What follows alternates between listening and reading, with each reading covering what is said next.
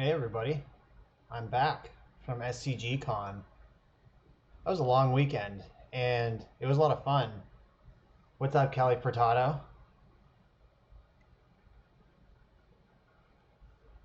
Ride or die. I got 16th exactly in both the Vintage and Legacy main events.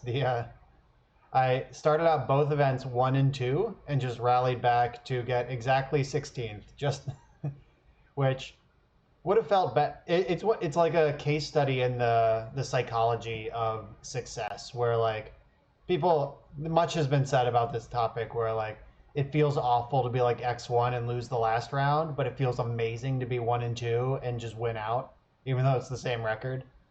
So getting 16th on breakers in both tournaments, what felt super lucky and super good. Yeah, and then my team top forward the Team Eternal event. We were defeated by Harlan Fear's team, who went on to win the event. I was pretty confident that whoever won between us would have won the tournament. So congrats to Harlan. He and I spent the entire week leading up to SCGCon talking shit about how we were both going to beat each other in the top four of that event. And it turned out one of us was right. So congrats to Harlan for that and his team. I teamed with Cyrus Cormangill and Will McGrattan, and the team was awesome. Those guys are great. I would team with them anytime. Oh, you're right, Kelly. That's true. Top four. Yep, 16 is now the lucky number. So here, I'll pull up the list. I tweeted them earlier. If you don't follow me on the Twitter, you should do that, at Bosch and Roll. All right, so here's my vintage list. Maybe, if it comes up. All right, nice. Sorry, the lighting's a little wonky. I'm still working on improving my deck picks. I got ranched on Twitter for posting this picture the other night. Where is it? Nope, that's a good picture. This was my deck picture. I thought it was good, but turns out nobody actually knows what magic cards do from their top left corner. But I thought it was okay. But anyway, let's go back to the good deck pick. So this deck is completely busted, like in the bad way. Like not like vintage, all vintage decks are busted and that's the fun. Like I think this deck is just like complete horseshit and shouldn't exist. So uh, what we did, Cyrus Cormangill and I worked on this deck together. He Eco Baronin won the challenge last week with Karn Shops, and he had an Inventor's Fair package in it. Like he had a main deck Crucible, a main deck Bridge, and 3 Inventor's Fairs. And what we did was we cut the 2 extra fairs, and the package we added Urborg for more consistency in the mana, and we added 3 Thought-Knot Seers, because we identified that this is not a control deck. This is a combo deck, and a lot of combo decks usually want to have some sort of discard effect to protect their combo, and Thought-Knot Seer is that thing. So Thought-Knot Seer just arrives, it checks their hand, makes sure the combo is clear. Meanwhile, it beats them for 4. Like, putting Thought-Knot Seer in vintage decks is not new technology, but we were the first ones to put it into the Karn Shops deck. So we just have 6, 7, 8, 9, 10 4-drops that we can jam that should pretty easily win the game on their own in the deck. And really it's just like really stupid. Like multiple times this weekend, Cyrus went turn 1 Trinisphere, turn 2 Karn, win the game. Like a deck that can deploy turn 1 Trinisphere and then win the game on turn 2 is so stupid. Like the whole thing about Trinisphere is that, I mean, Trinisphere always like effectively ends the game, but a player should not be able to literally win the game the next turn when all their spells cost 3 or more. That's pretty messed up. So My tournament, I'm going to pull up where I tweeted it in another window for me so I can, like, I always live tweet my results for events. So if you're interested in that sort of thing, make sure you're following me. I'm going to go pull those up, and I'll talk through my rounds of Vintage first. So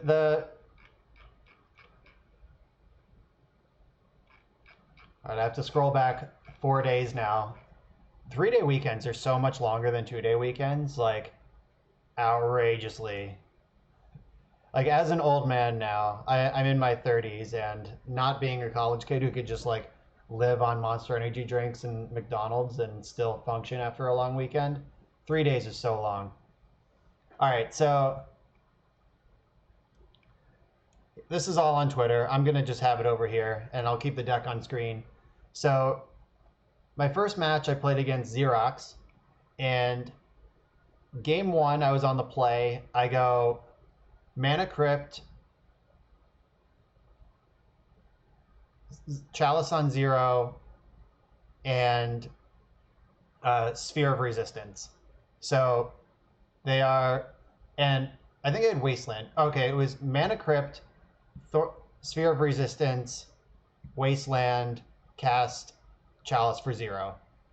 And then I proceeded to draw no additional mana sources and took 24 damage from my own Mana Crypt. I guess I drew Inventor's Fair at some point along the way, and that's how I took 24. I ended up gaining a few life to like survive a few extra crypt flips. But my opponent cast 3 spells that game, and they were all Force of Will, and I just died to my own crypt. That's Vintage. Game 2, I absolutely crushed him. Yeah, he ended, my opponent ended the game with no permanents in play, and they were very dead. And then game 3 on the play, my opponent had Black Lotus, Land, Young Pyromancer, Gataxian Probe, Time Walk. So I got Black Lotus vintaged, and I kept a hand on the draw that was like pretty crushing and prisony, but it did lean heavily on Ancient Tomb for mana. And just facing down 4 power, like already taking a hit for 4, and before I untapped for my first turn was really brutal. Like, I was able to weasel my way into like a Walking Ballista that cleared out some of the things, and then like eventually stabilized, but I was at less than 3, and they eventually just drew a Lightning Bolt. So I lost that one. The second match I played against Eldrazi, and oh, Van Wedge, I don't know. I don't think I agree that Vintage is the best format. It's certainly an experience that is unique, and sometimes it's cool. Like, I do like the things you can do in Vintage, but when the format is already broken, like by definition, by design, it's a broken format. That's what it's for. But when something breaks the format in a way that's too broken, it's so not fun. So, right, Jay. Playing Vintage like 3 or 4 times a year is like my sweet spot. And less unless they do something about Karn. Blech. So round 2 I played against Eldrazi, where I'm pretty sure I just like wastelanded him and sphered him out of the game both games. He like barely cast a spell. I think he cast a Phyrexian, or not a Revoker, an Eldrazi Mimic in our entire match, and I killed it with a Ballista. And he was not having a good time. And round 3, I got paired against Sullivan Brophy, who is always on Dredge. He is a known powerful Dredge wizard, and he showed up late and got a game loss. So I felt like, all right, I just got to steal one game off of Dredge. And he, game 1, he was on the play because he had a game loss, or game 2, I guess. He was on the play because he had the game loss game 1. The Evil Mailman, thanks for the follow. So he serum powdered once and kept the 7, and he activated Bazaar, put some dredgers in the graveyard, then unmasked me. My hand had Walking Ballista, Lodestone Golem, and Sphere of Resistance in it. I was 1 mana short of casting Lodestone, so he took the Sphere, but I drew Grim Monolith for turn, so I was able to cast Lodestone. And he was like, oh man, so lucky. And I was like, oh yeah, that's vintage, haha. And then he dredged 18 between his upkeep and draw step, like upkeep, activate Bazaar, draw step, dredge again. And then he played Undiscovered Paradise, or he hit 1 Narcomoeba off those dredges. Then he played Undiscovered Paradise, Unearth Fate Stitcher, untap Paradise, unearth another Fate Stitcher, untap Paradise, use the Paradise to pay 1 through my Lodestone to dread return Elish Norn, just on turn 2. I was like, great! And then we died to that. Oh my god. Sequence of letters and numbers, thank you for following. I don't think that's pronounceable by the human mouth. If you're a robot, welcome. Please don't take over my brain. And then in game 3 against Dredge, no, you don't sideboard for the first game. It's game 2, no sideboards. That would have been too easy, just to have 2 post-boarded games against Dredge to try to steal one. Then game 2 against Sullivan, I kept a hand with Wasteland and it was like Shop, Wasteland, Walking Ballista, and Karn, and like some other relevant stuff. And so I cast the Ballista on the first turn. That can suicide itself to remove bridges at will. And he had a Bazaar, he dredged past the turn. I wasted his Bazaar, and he was just like, okay, and put it in the graveyard. And I knew immediately that he had another one. So he played his second Bazaar, started dredging again, and then over the next 2 or 3 turns it took him to kill me, I drew 3 more workshops. Or 2 more workshops. So I had an uncastable Karn in my hand that would have won the game on the spot. I already had a key in play, and it would have gotten Time Vault and just won the game instantly. But one of the weaknesses of this deck is that Mishra's Workshop does not cast Karn. You need Grim Monolith to bridge the gap. So I lost with the lethal spell in my hand where Grim Monolith at any point in the game would have won on the spot. Round 4, I played against PO. I finally got to cast a Thought-Knot Seer, and it was absolutely crushing. Defeated PO easily. Like, this deck, if Wizards wanted to print a card that effectively banned PO, it would be Karn, the great creator. And they basically did that. And I would have been playing PO if Karn didn't exist, but it does. And I played against PO and crushed it.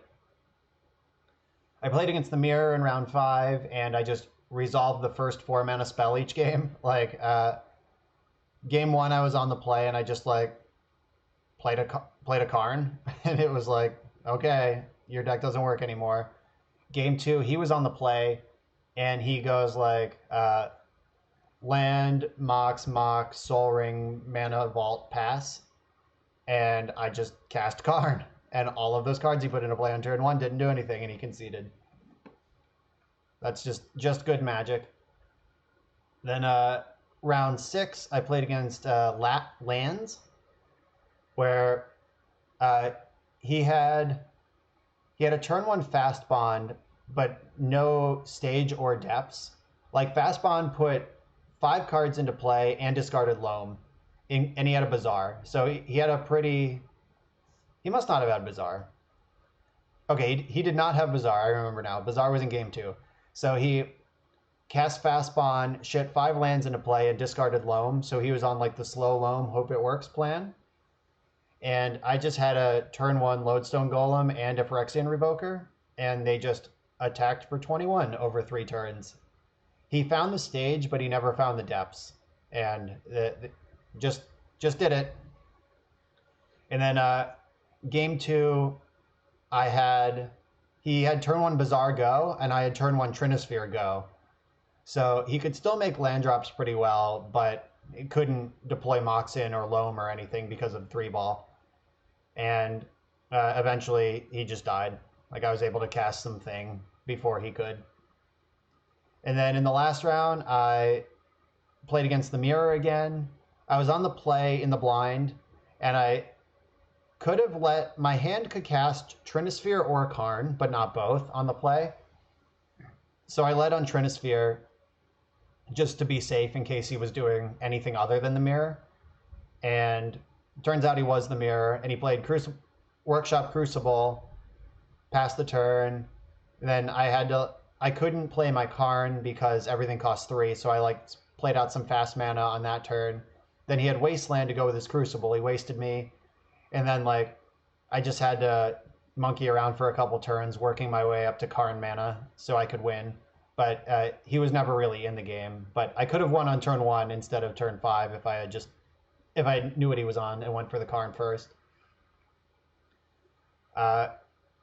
Game 2, I played 1 turn of the game and managed to punt it. It was kind of interesting. Like as far as interesting as a 2-turn game could possibly be. Like my opponent went Ancient Tomb Go on the play. He mulliganed to 6, scryed to the top, went Ancient Tomb Go.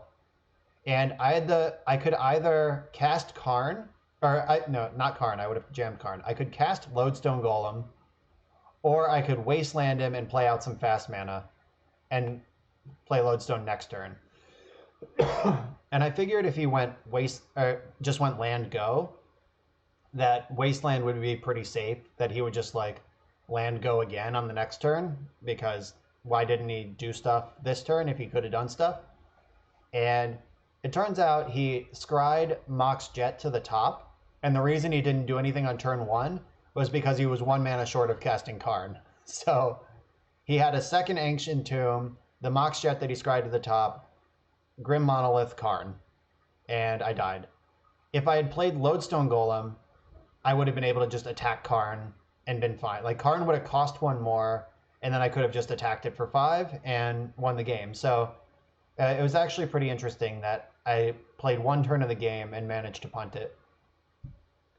And then game 3 was the dumbest. I just had I had turn 1 Karn Scion of Urza plus Sphere of Resistance.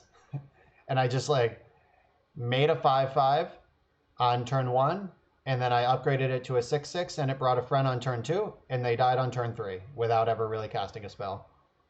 So a lot of high quality die rolling in that tournament, where I defeated the mirror because I went first. So I won my last round, winning into top 16. Cyrus lost his. He went 4-3, and I went 5-2 with the same list. I think it's outrageously powerful. The Ratchet Bomb in the sideboard never did anything. We kind of misjudged Ratchet Bomb's position, because Ratchet Bomb is really good at just ending the game against Paradoxical Outcome, because it actually kills their Moxes. It's way better than Null Rod for that reason. Null Rod, they can just play through, eventually bounce it, and kill you. But Ratchet Bomb actually just kills all their Moxin, and they can never come back. But what we didn't account for is that the way we get our Ratchet Bomb is Karn the Great Creator. And if that's in play, their Moxin are already dead, because he is a Null Rod. So Ratchet Bomb, we switched that to just be another Wormcoil engine for Sunday's event. Also, Andrea Mengucci played this deck with my updates. He cut the Ratchet Bomb for a Wormcoil engine. He also cut Buried Ruin for a second City of Traders, which I think is good because casting Karn is important, and having another 2-mana land that isn't restricted to artifacts is helpful in that regard. Cyrus doesn't like the second city, but I think it's probably good. And Andrea played it. Andrea top-8'd his event over in Italy on Saturday with our list with those 2 changes. So the deck is really strong. What's up, Sullivan? I just ran down our match a few minutes ago where I got crushed in 2. So if you are interested in playing Vintage, if that's a thing that you want to do, and you want to win, this is a great deck. There's still room for tuning, but I'm not going to be the one tuning it because even though like I won a lot more than I lost, I was not having a great time. Yes, that's the one. And your insane opening in game 1 with the Narcomoeba double Fate Stitcher Elish Norn through a Lodestone Golem, that was pretty sick. I was sad that I lost, but it was pretty impressive to behold. If you were like a more traditional like manaless kind of build, I'm pretty sure I would have won that game. Basalt Monolith doesn't ramp is the problem. It costs 3 and also taps for 3. Like it doesn't ramp you until next turn. Like you can cast it on turn 1 and then tap it on turn 2 for a boost, but it doesn't ramp. And Thran Dynamo is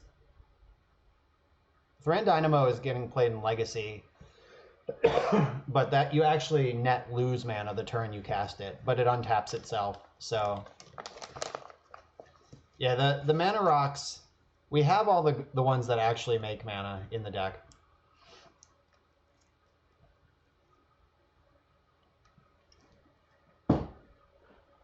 Yeah, Thran Dynamo costs 4 and taps for 3. So I'm not sure that something like Metalworker is necessary. Like this deck is pretty fucked up anyway. Like I like cutting the Buried Ruin or for a second city. Like I think that's the easy spot to find an extra mana in the deck. Cyrus really likes Buried Ruin, and he doesn't really like second city, but it's all defensible. But I am not going to dedicate a whole lot of brain space to this deck because I genuinely believe they will restrict Karn before I play Vintage again. So meanwhile, Legacy is getting a new set and a new Mulligan rule, and I have tons of Legacy events coming up. So I also have a Modern event coming up, which I'm totally lost in. I really hope Hogak is banned. Like, I wouldn't be mad about an emergency ban. Just like, let us know tomorrow night that Bridge from Below is not legal in Modern. Oh God, Sullivan, that's rough. Yeah, Karn is definitely getting restricted. Like, Mishra's Workshop still remains unrestricted somehow after all these years. Yeah, so really sad story. I was driving down to SCGCon Thursday afternoon with Alex Bestecki, and we were in the car, and he just like commented that Hogak was $3, and I was like, "You should buy all of those right now. That card is obviously broken." And then he was just like, "Haha, yeah, I should," but didn't actually do it. And now it's like a $30 card, like 3 days later. We had the read, but like I read that card off the spoilers like a week ago or whatever, and I was like, what the hell? Like, why would they even print this? This is a huge mistake.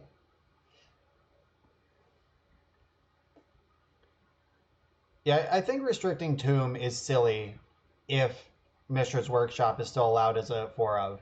Like, that would literally be them announcing that they care more about secondary value than the format, because Shop is the broken card. Ancient Tomb is powerful, but like it's kind of fair. Like the deck building restraints that you need to have, like which is have lots of colorless cards in your deck to play Ancient Tomb, is pretty fair.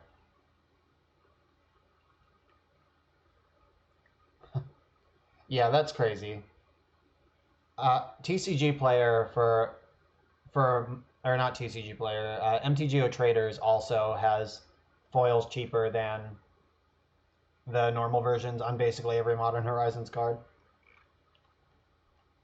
But they don't have any in stock, so it doesn't even matter.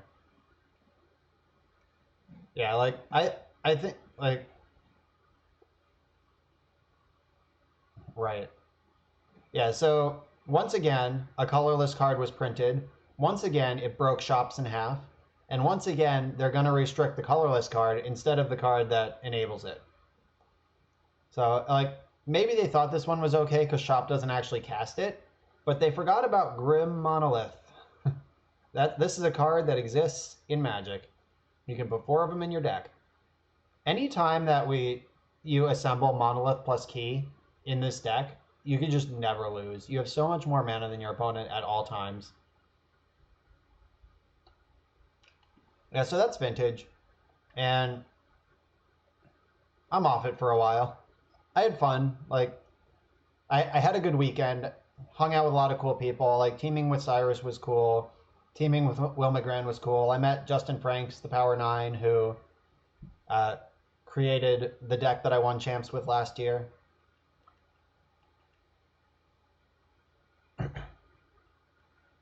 I also think that Thorn is more busted than Walking Ballista, to be fair. Like, this Walking Ballista is very good in every format it's been legal in. Like, it just gets played in every single format. But it is just a creature. Like, Thorn of Amethyst makes for non-games. Walking Ballista is just efficient. Like, I wouldn't restrict Ballista. Yeah, Thorn being a one-sided sphere, if you build your deck correctly, is a big deal. Like, Legacy, you still get 4 Thorns, and Eldrazi is still into that sort of thing.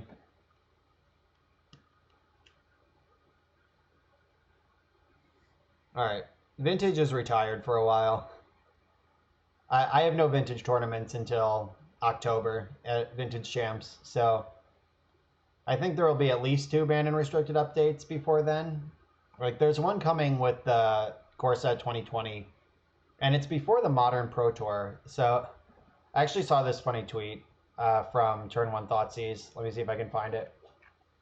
It's the banned before the Pro Tour starter pack.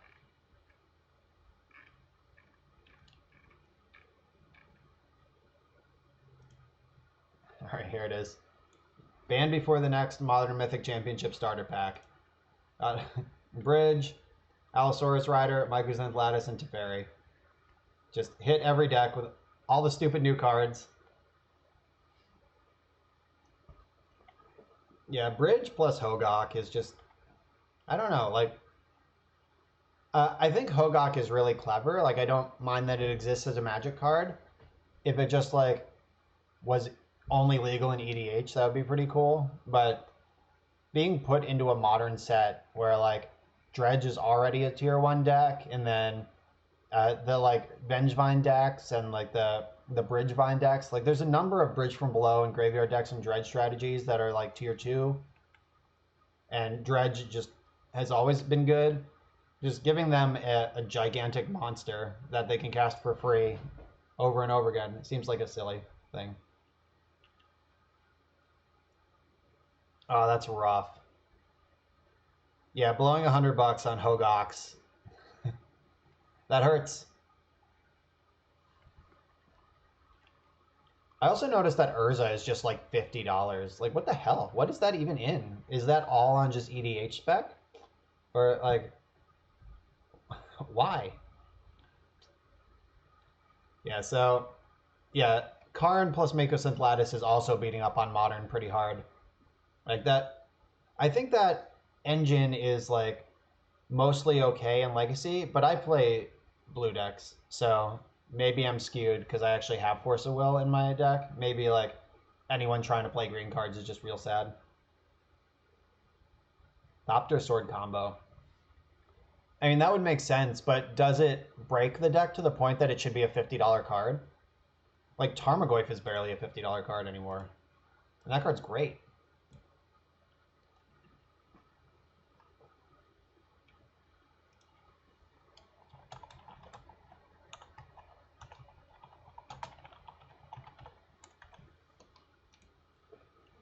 Yeah, alright. Yeah, playing Thopter Sword with all those cards is probably a mistake.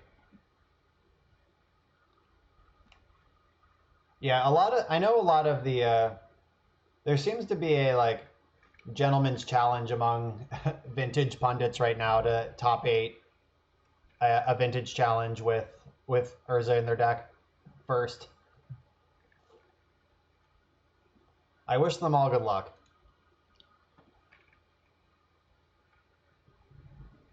All right, so that's vintage.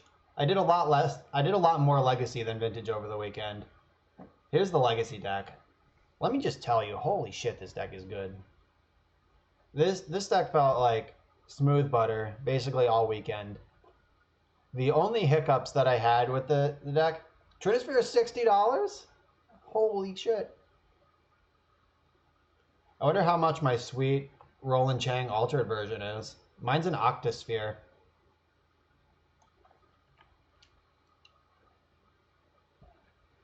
Yeah, so I ended up 16th in Vintage. I also ended up 16th in Legacy. I bet Trinisphere is a pretty safe card to buy out if you're a person who does buyouts, because like it's not on the reserve list, but it's on the reserved because it's stupid list. Yeah, so I'm working on an article right now. I'm almost done with it. It should be up on Star City by the end of the week, where I go like card by card through this deck and really talk about like the guts of the Blue-White Miracles deck. So I'm working on that. I'm finishing the sideboard guide right now. Like that's the last part I'm working on. Yeah, I believe I posted a top 16 picture. Yeah, there you are. Sorry. We also beat out the daddy on breakers. This was just like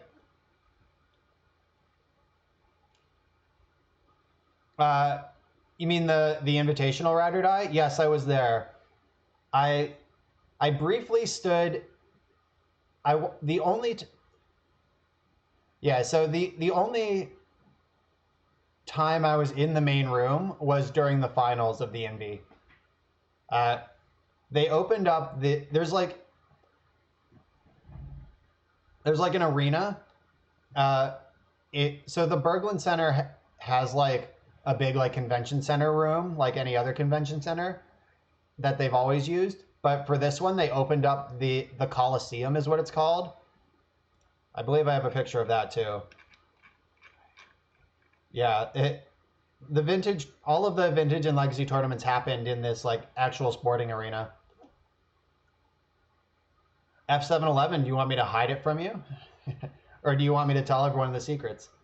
Basically, my plan is to click my way through the Magic Online Legacy metagame. Oh, Karn is there. So, yeah, so I'm basically just going to write a sideboard guide for all of these decks that are represented here in the online metagame.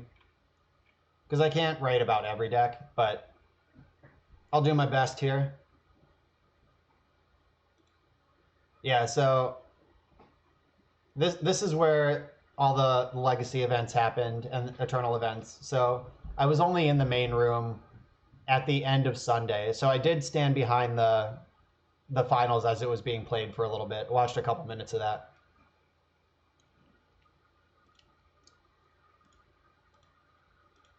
Where'd it go? There it is. Yeah, so Legacy, I played,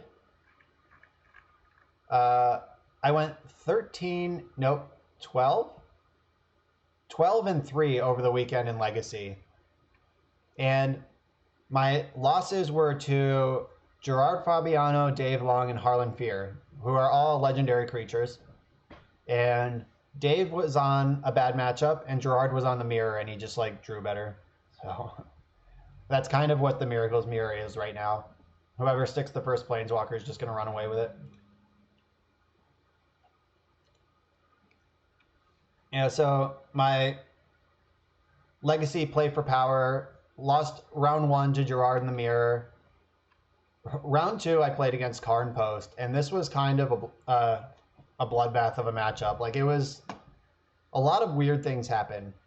So in game 1, my opponent tapped a bunch of stuff and with left 1 mana floating to cast a spell, and they acknowledged that they had 1 mana floating.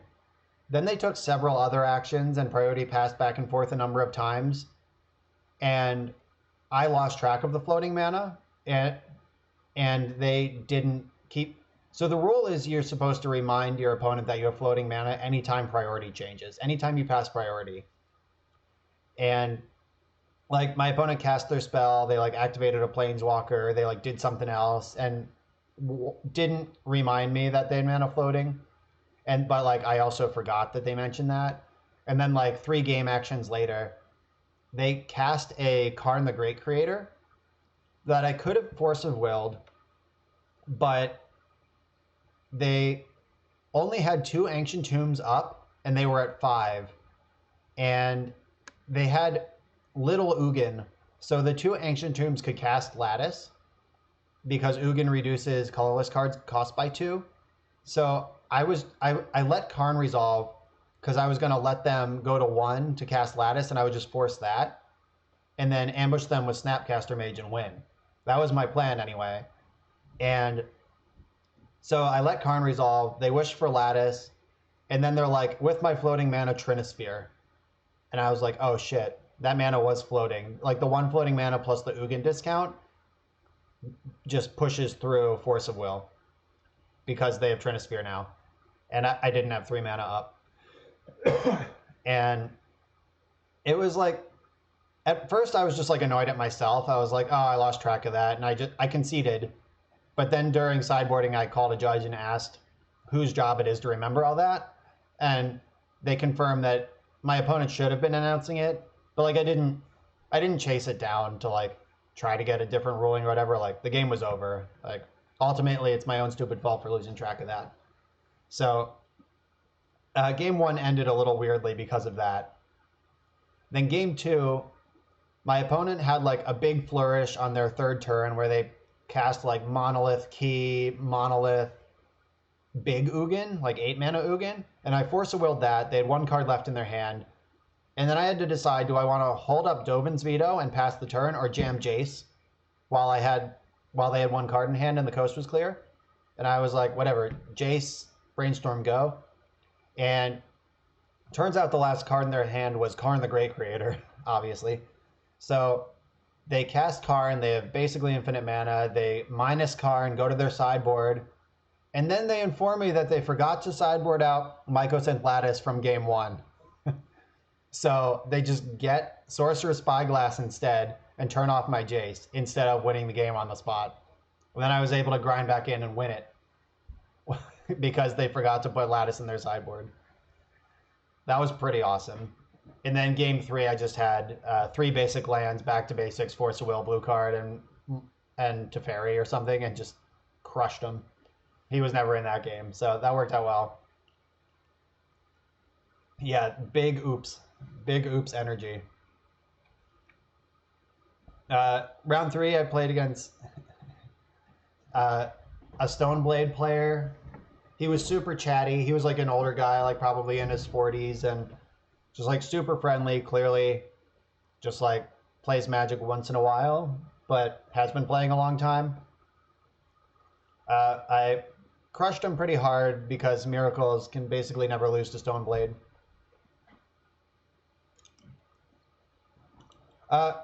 The problem with Click in the main, Sullivan, is that where would you put it?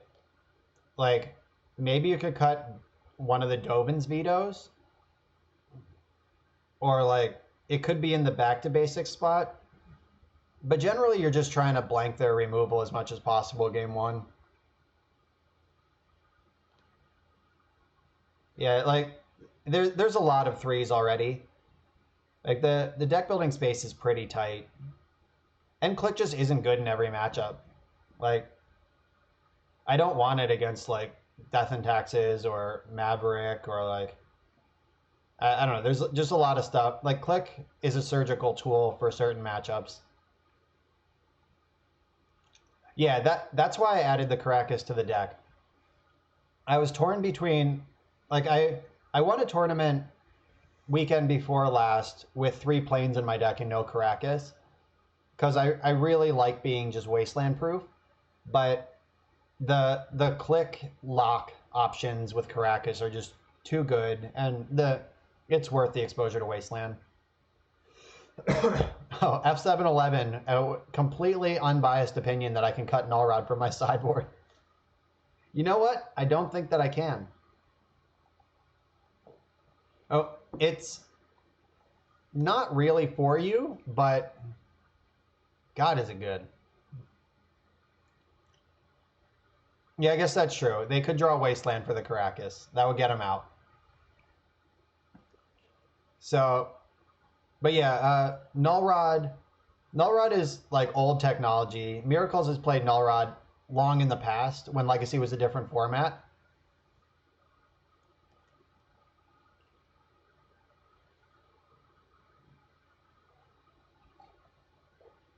Yeah, Dan is not wrong that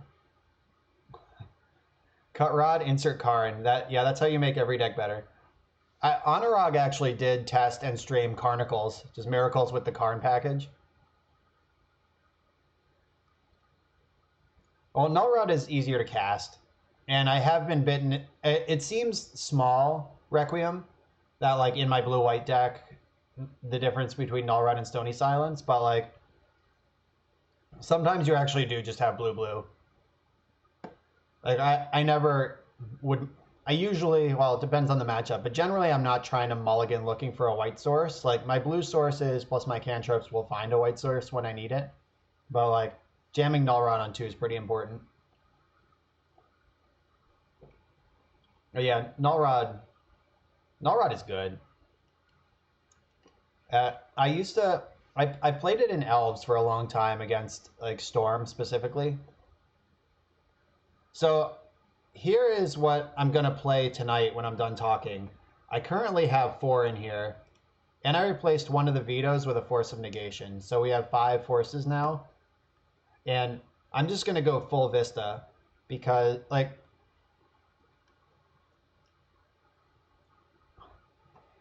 yeah, Mormagil. Will McGran taught me that one. Whoa, that's so sweet, F7. That's the technology we come looking for. Sky Sovereign also zaps Planeswalkers. That's nice. Kills Karn. Yeah, so I'm going up to 4 Vista because... Oh, you have to go full Vista. Look, I've gone basics. This is what I got. Like, I'm going to use tonight's league that we play as a measure to see if I can cut the Tundra. Because for years I've been saying I wish I could cut the Tundra. And with 8 functional Flooded Strands, maybe it's time.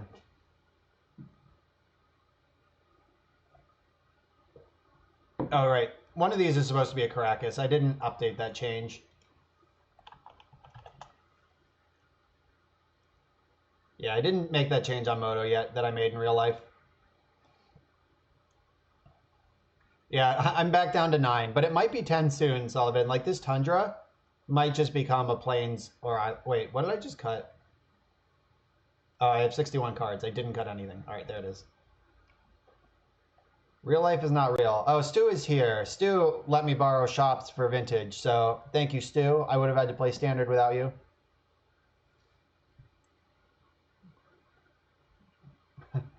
Yes, it is true.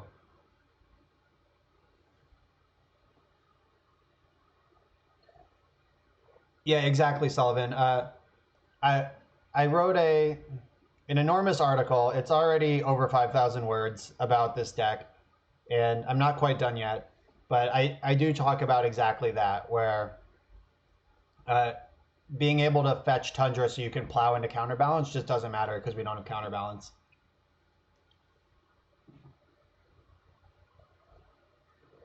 But before Prismatic Vista, you had to play Tundra because sometimes your opening hand was just like Arid Mesa and Ponder. And I basically keep every hand that can cast Ponder on turn 1. But exposing yourself to Wasteland by doing that feels so bad. Yeah, like, whatever, it's Moto, let's try it. Tundra is out, Third Plains is coming back in. No, Chubby Rain, it's everyone on the entire planet.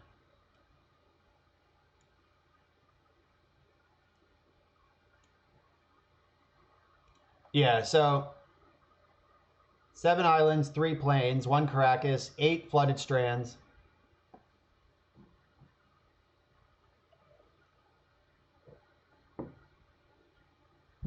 Yeah, I mean, like, I was watching Rich stream Dredge the other night with Hogak and the 8 new forces, and it was so stupid. Like, I turned off the stream. It was making me angry. Yeah, I just finished like 45 minutes of explaining why I don't like Vintage in real life, and we don't even have Modern Horizons yet. It's just going to be worse.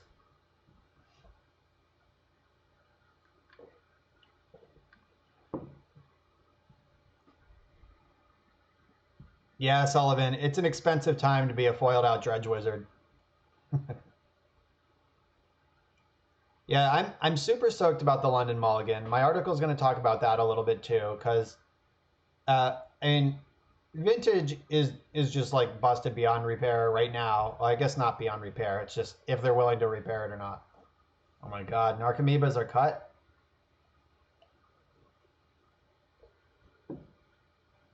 Chubby Rain is just green Dredge. Green is the new blue. I guess when all your spells are free, it doesn't matter what color they are.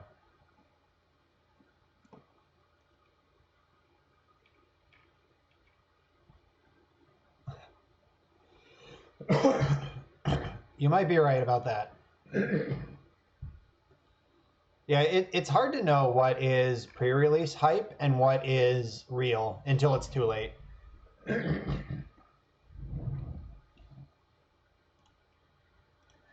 Yeah, so I'm still getting over a little bit of a sickness that I've been struggling with for like 2 weeks now. So my voice is starting to fray a little bit. I'll take it easy on the tournament report, and let's just play Magic. Let's jump into a Legacy League. So this is Zero Tundra Blue White Miracles featuring Prismatic Vista.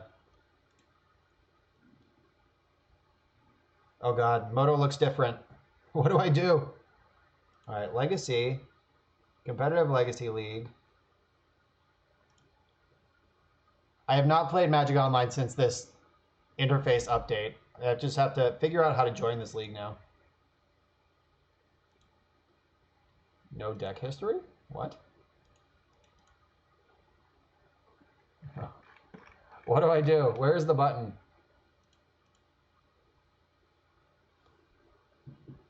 What's up, Mike Noble?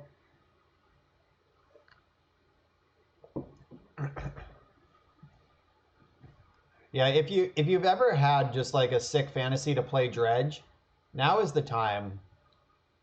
Wait, competitive leagues are gone? How do I play Magic now? Legacy League? Oh, it's just Legacy League. I got you. The competitive leagues are gone, but Legacy League still exists. Okay. Okay. I was worried for a second there.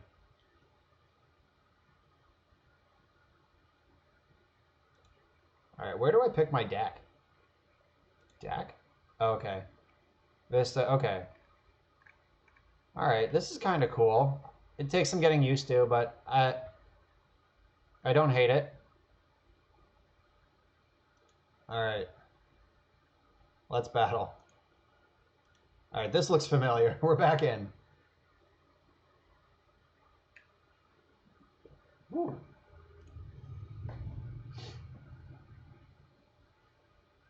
Yeah, MTGO is apparently looking better. All right, this hand has all the cards that I want. Oh, Urborg. Oh no, am I dead? They're just doing it here. Oh, turn one. This is Pox. Okay.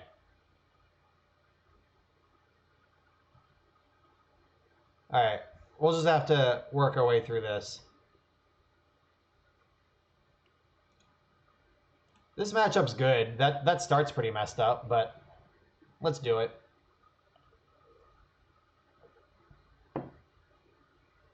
I'm going to discard Swords to Plowshares. Log T, I top 16'd both main events and top 4'd the team event. So it was a pretty good one. I don't like Counterbalance right now. I think Legacy is too...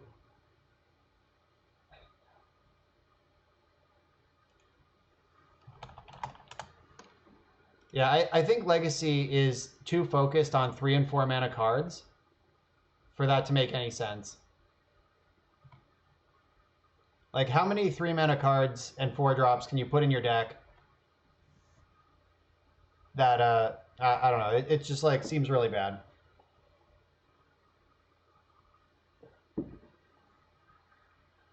I think the team event had, like, 20-something teams, maybe exactly 20. Most of the teams were pretty stacked, too. Like, I don't think there were any teams where I was like, I just don't know who any of these people are.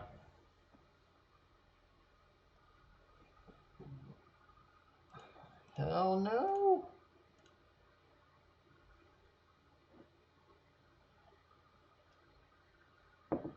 Yeah, it was insane EV, for sure.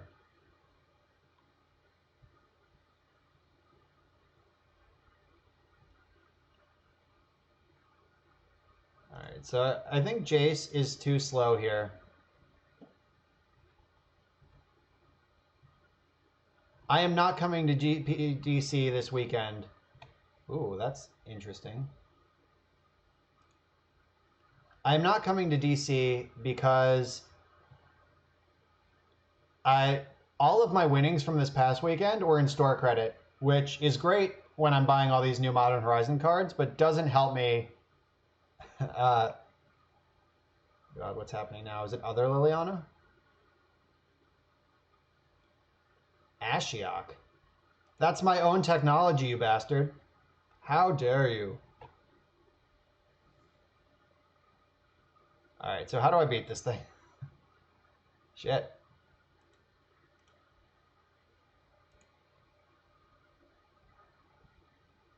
Yeah! That's how we do it. Alright, so I'm casting Teferi next turn to start trying to get ahead on cards. Gonna need one of these Snapcasters eventually. Oh, this is crazy. Force of Negation. Where were you on turn 1 for this Liliana, though? I don't care about Ashiok if Liliana doesn't exist.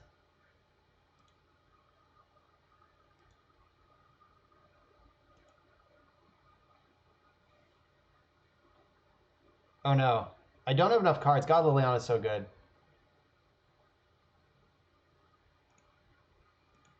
Maybe I just exile Teferi. I think so.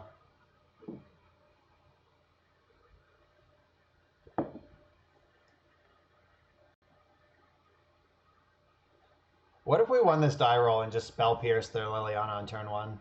What if that game world existed?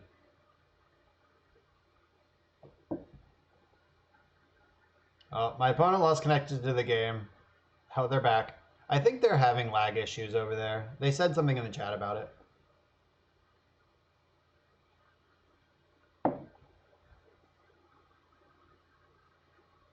Oh, Basic Mountain was good.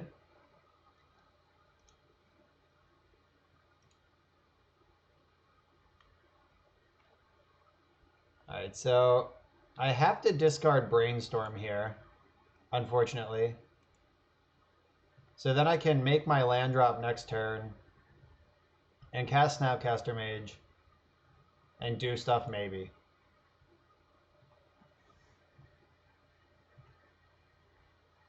Yeah, Basic Mountain is always like right on the fringe of playability for Legacy. God damn it with the sinkhole.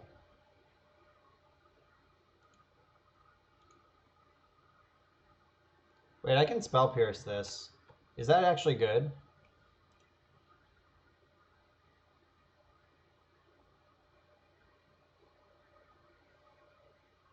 Is that true?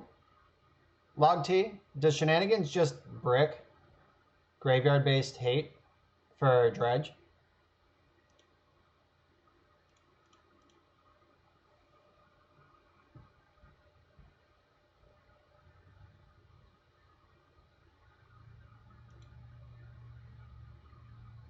All right, so this build does not have any non-basic lands in it.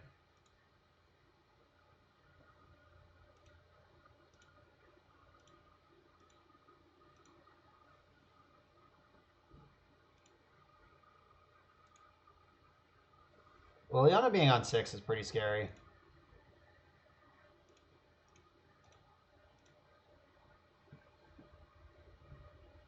Oh yeah, that's true. Yeah, hitting Cage is a big deal in those graveyard decks. Alright, so Liliana's going to take a nap over there. Come on, Narset. Shit.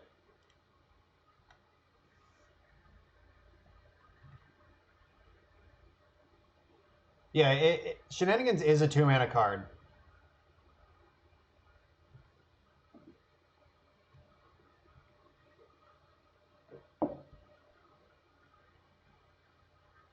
You mean Cage is terrible like as a Magic card or terrible for you as a Dredge player?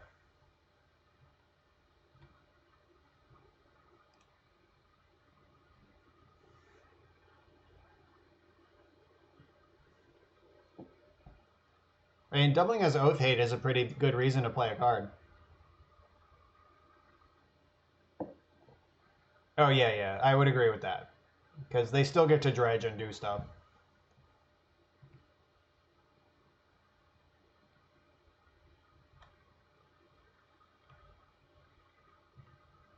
Oh, baby. Come on. Give me an answer. Ooh. How do I make this work?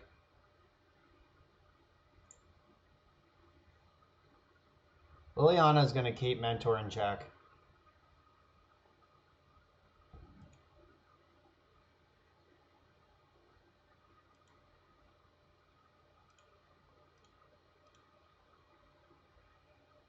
Oh, that's cool.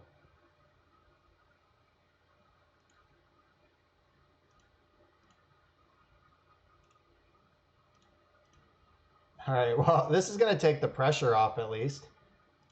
But we're still getting wrecked by Liliana.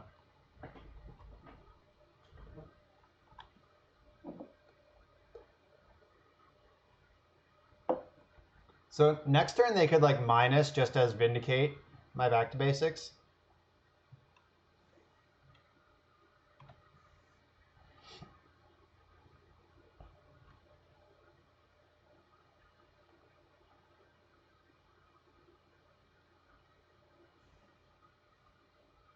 All right, they're separating my permanents. Let's see how they're going to do it. Back to basics and everything? Nope. White cards or blue cards? That was a really good pile.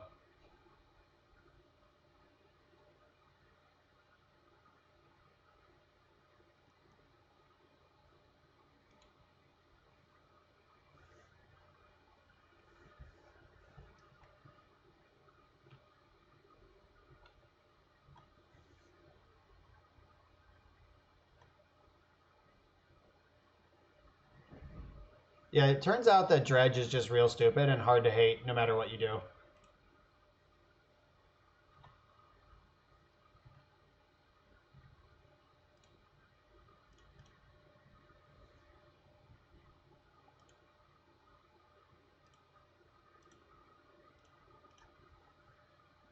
What even is Cyberpunk? Is that a movie? I am old and confused.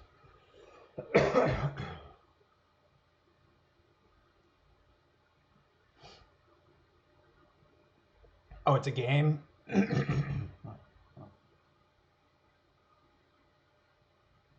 think I want these. I'm just not sure how.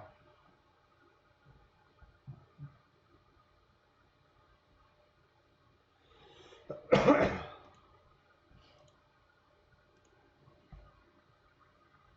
right. Unfortunately, this is Preordain. It's Portent and not any of the other options.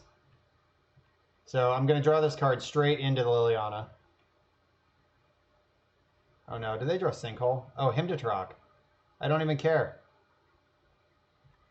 That was going away anyway. Just style points to cast it. All right. So we can preordain into Council's Judgment next turn and still win this game.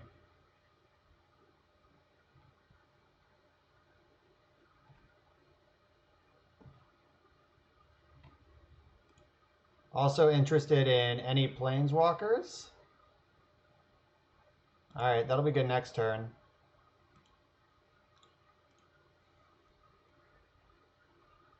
I have to throw Force of Will to the Wolves here so I can get Narset next turn.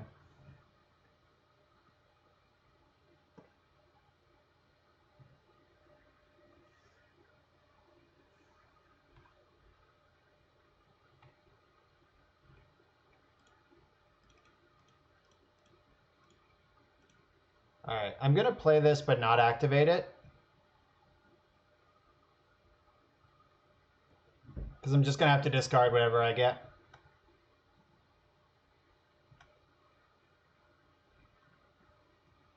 This doesn't do anything. God, did you draw a spell? Smallpox, fuck. All right. I'm going to just lose an island because I really need Council's Judgment. That's the only thing that matters here. Also now 4 of my 7 islands are in the graveyard. Come on, Judgment. Show me potato salad. Oh, that was a really good Smallpox, or else Jace would be in play right now.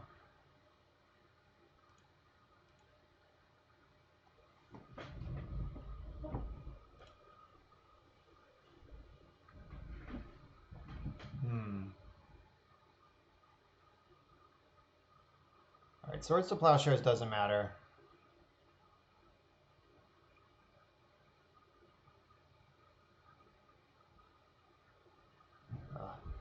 How do I get this Mentor into play?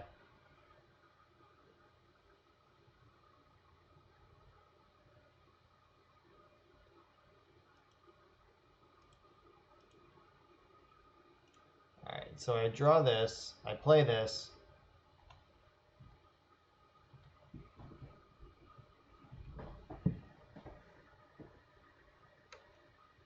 Now this game has become really interesting somehow.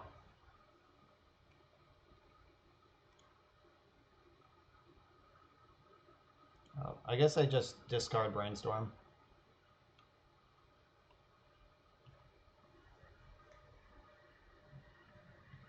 Liliana's back on top of the world here. All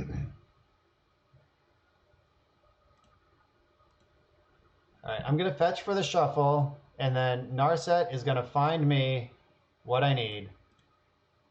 Council's Judgment. Yes.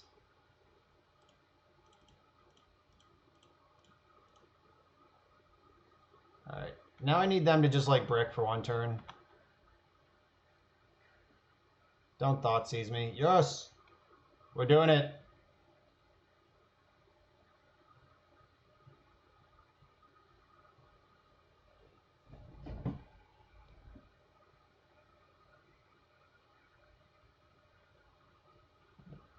Ashiok, no! Alright, so you have to brainstorm in response.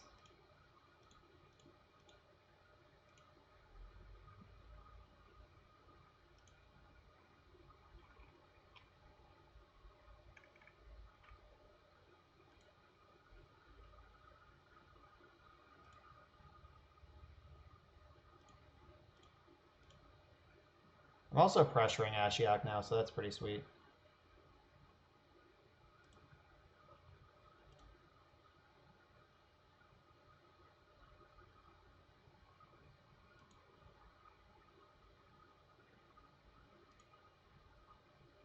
Oh shit, these are all going to get milled. Alright.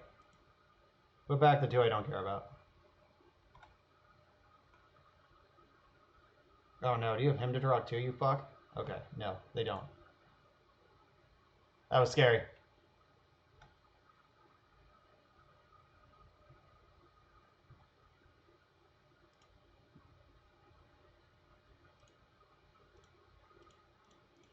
Alright, I'm going for the Mentor. We just have to fade an Edict for one turn. Oh, I guess they have If Near Deadlands, so we're wrecked anyway. This game is bullshit. We're gonna die to If Near Deadlands. I should have played Jace.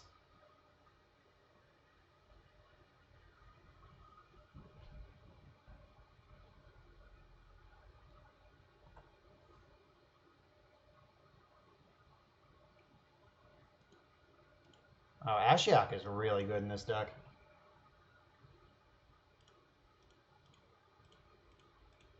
Yeah, if I Jace plus last turn, make sure they don't draw the out. You just never lose.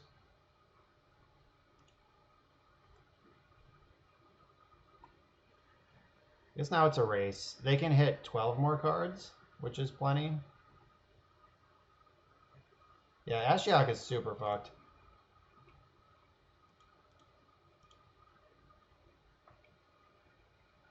God damn it. Council's Judgment, they're both gone. Mentor.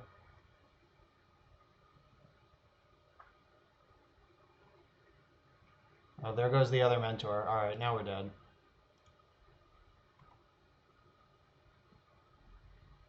Wow, that sucked. I punted because of the Deadlands. Fuck!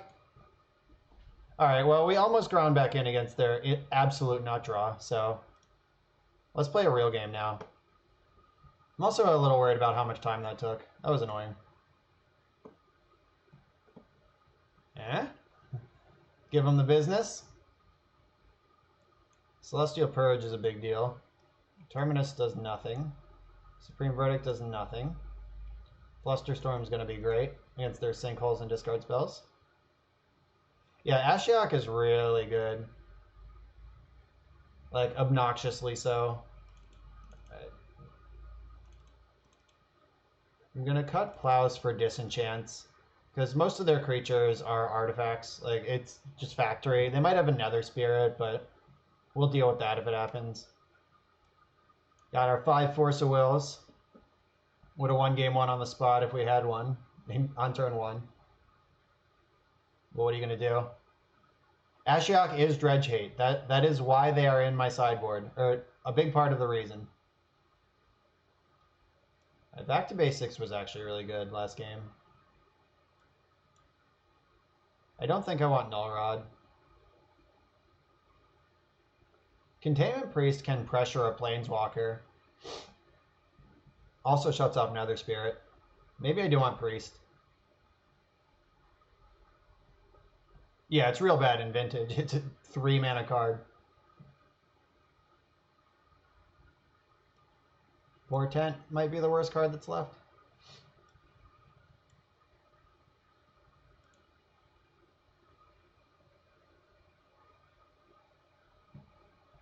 And it would be a bummer to start our night losing to this nonsense.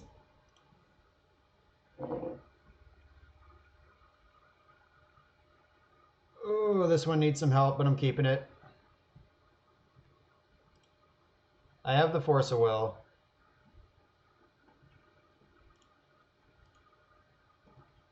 Okay, cool. They just didn't have anything. Never didn't have it.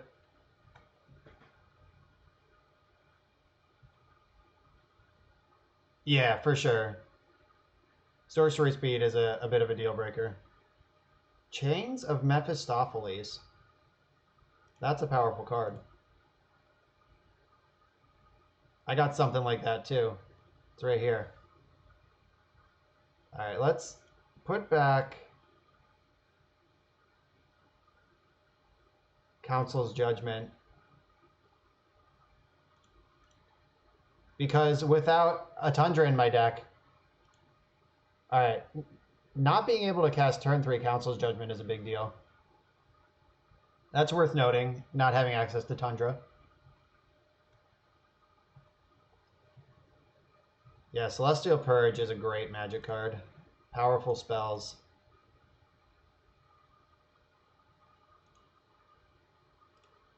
Alright, let's have a game where I cast spells now.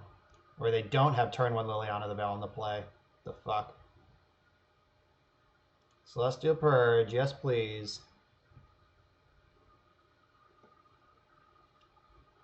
Factory. Is it Liliana time?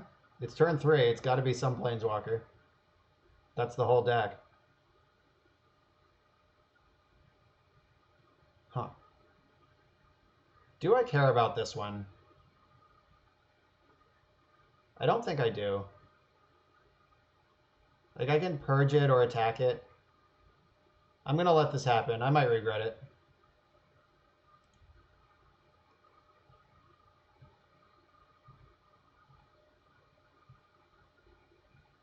Prismatic Vista, right on time.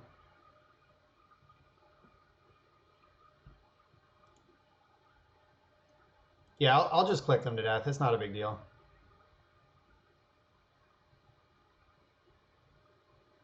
I could also purge this thing.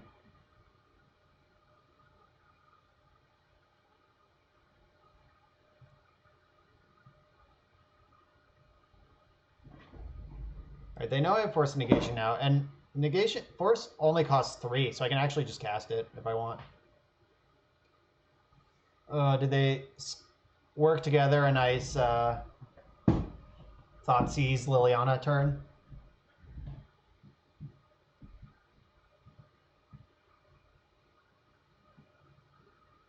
I guess I should have clicked because I have Narset. Maybe it doesn't matter. We'll see. I didn't want to expose my click to an Edict, though.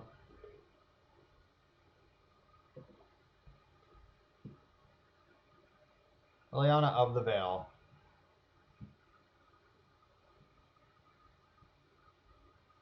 Alright, I want to see what they're up to with click, and then I'll decide what I want to do with the rest of this turn.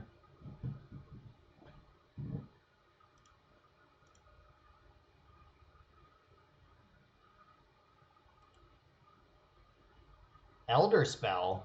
My goodness.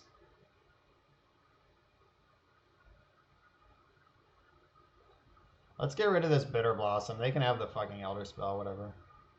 That Wasteland's gonna be good, though. Randomly.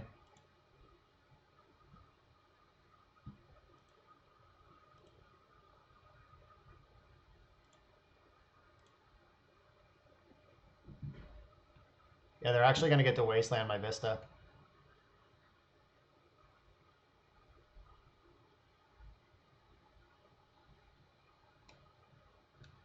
Alright, they're holding on.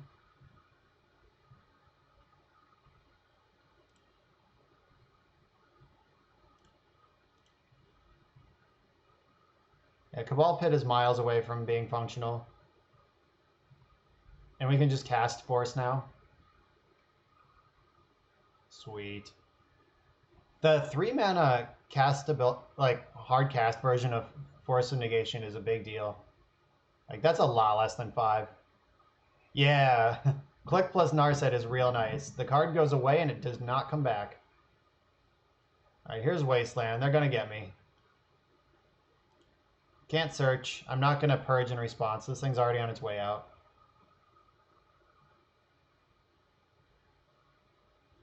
What? No, I can just pay mana for this. That's my plan. Like, I'm just gonna spend 3 mana now, and it's just negate. Factory's up.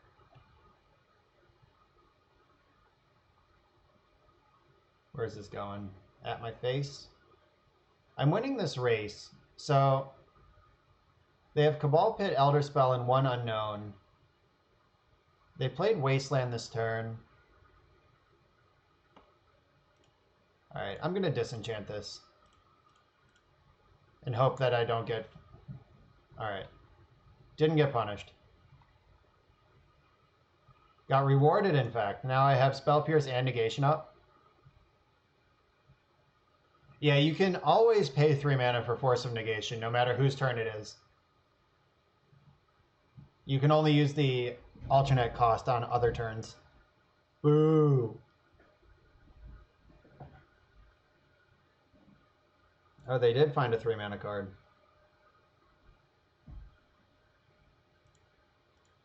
Nope. Just hold on to this Force of Negation forever. They're one away from threshold for Cabal Pit, though, so that's worth noting. It kind of sucks I don't have a blue card because this Mentor is not safe. All right, so they have Cabal Pit and Elder Spell in hand. They could cast Elder Spell and then Cabal Pit. Okay, yeah, they don't even need to do any work to kill my Mentor. I'm not going to run this out till I have some protection. All right, beats. If we draw, like, there's no car alarm happening behind me. Yeah.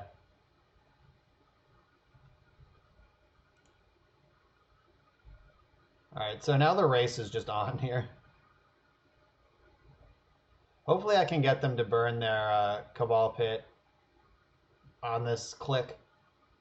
Though they really don't want to Elder Spell this. Not without a Planeswalker of their own in play. They've got a master plan here. Yep, the Elder Spell. Is it time? All right, Narset's dead. You got it. And Cabal Pit. We read them like a book.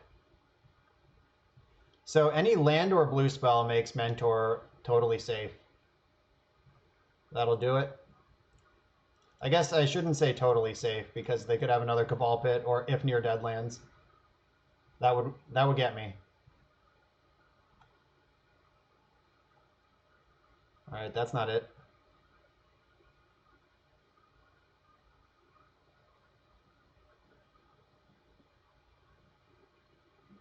Tombstalker. Oh, I can't negate that. I can purge it, though. All right, that's lucky.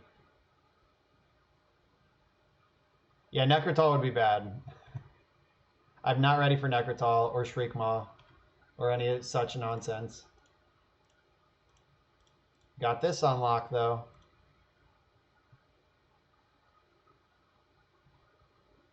I still can't attack because they would just trade with Factory.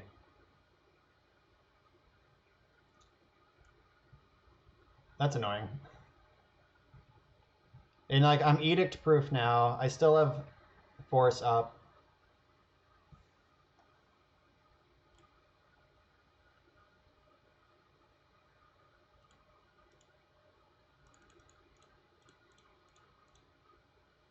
Dang. Next turn I can have snap force up. That's cool. And costing 3 instead of 5 is real nice. Like, so many more options come my way. Ooh. Hey, baby.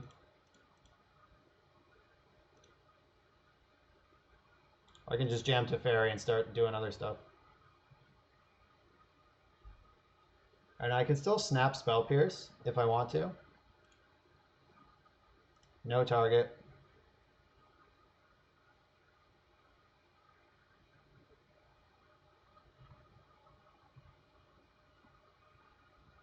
I'm going to start getting in a little bit. Like, they can kill one, but whatever. Let's get some damage out there.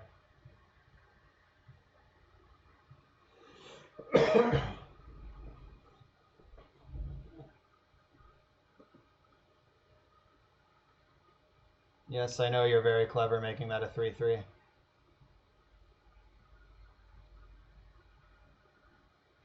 Wasteland, don't care.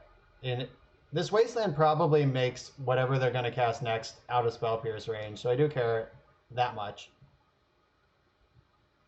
Nice.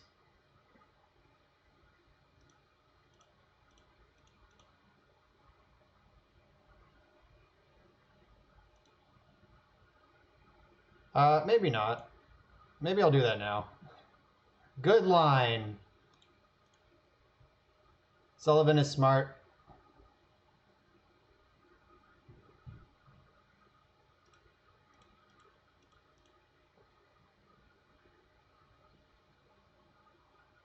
They'll probably concede to this. Is it actually lethal? It's pretty close. It would have been lethal if I thought of it last turn. All right, take 7. You're 2.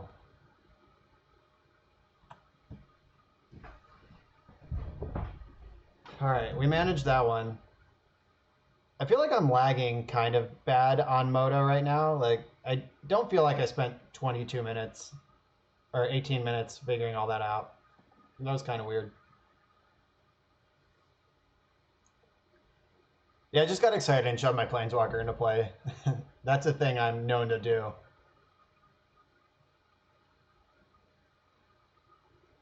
Yeah, I don't think there's any changes I'm going to make here.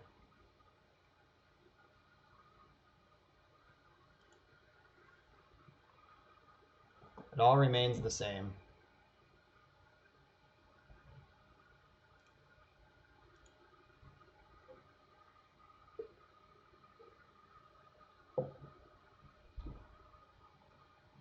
All right, we got Force of Will, 2 Spell Pierces. Wow, this hand is solid.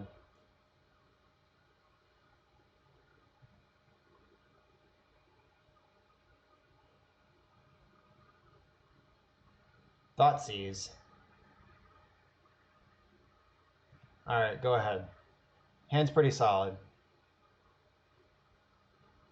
Dead of Winter, is that -X where X is your snow lands? Is that what that card does?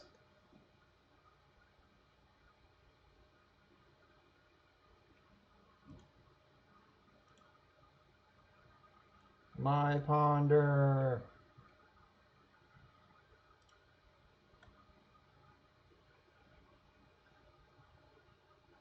Yeah, Dead of Winter is a playable Wrath in a deck with basics. Certainly. Alright, time to just shove spells into my Spell Pierce, I guess. Alright, deck. Give me a land. Shit. Land? Oh, thank you. That was almost scary. Oh, snow permanents. Okay, yeah, like, if you would have a deck that can put a bunch of snowlands in it, it's probably just like a totally good Wrath. If you want a Wrath. Who doesn't want a Wrath, though? Seriously. See, are they going to Dark Ritual in response? Is that the plan? Nope, they just have nothing. I like that plan. Alright, time to pull ahead. Let's go Narset.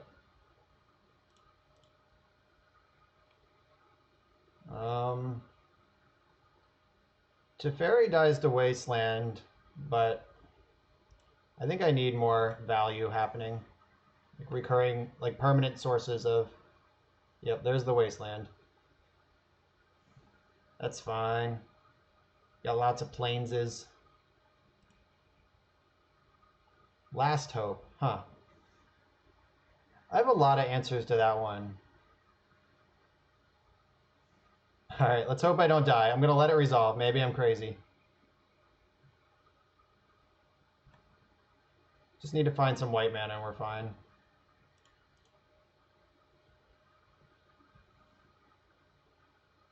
Yuck.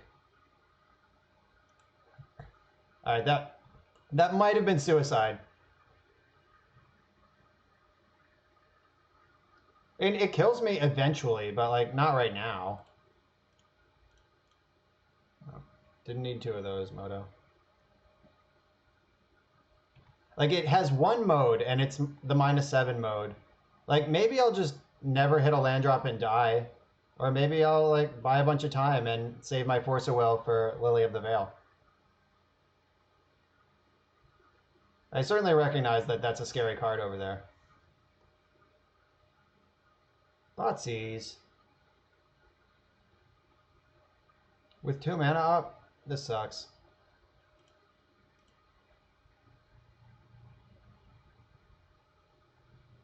They even did it in the right order. Alright, I guess I have to force that, or else my game falls apart completely.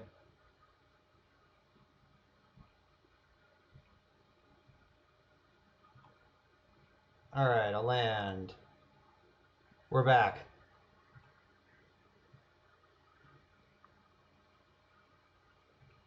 Alright, so hopefully I can just Spell Pierce something this turn. Damn it.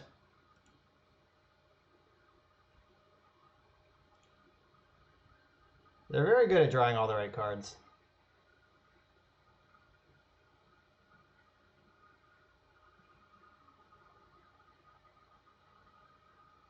So if they thought sees me, they have to take Snapcaster.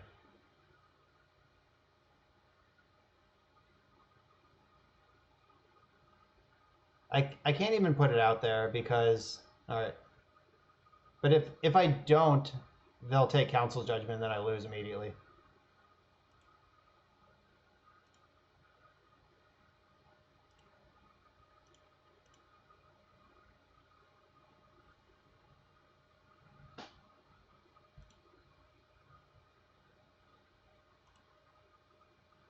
Yeah, it sucks I had to run it out there to build Storm. Like, I can't even pretend I have anything else.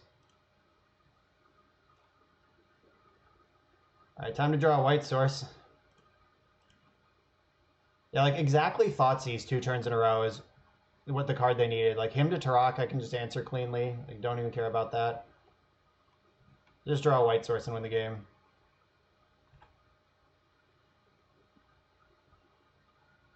Or just die instantly.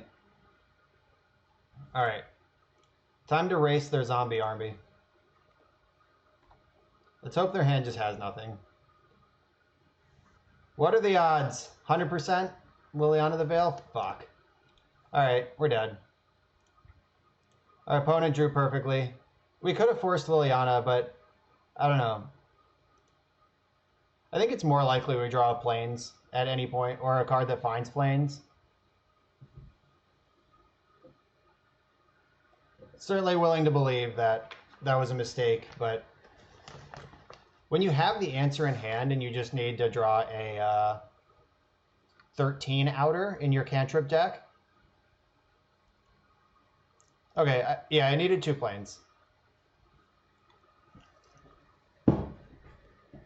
But still, you have 4 draw steps plus Narset activation to cobble together 2 white mana in your deck with 8, 9, 10, 11, 12, 13, 8, no, 12 white sources. Like, come on.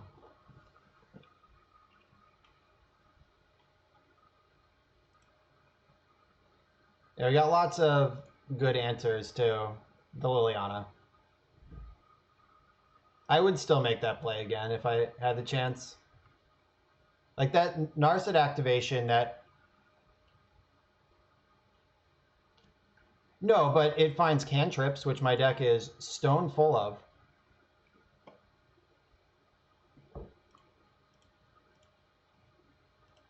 Alright, so I'm going to put Back to Basics in my hand as an easy pitch to force if there are some combo deck.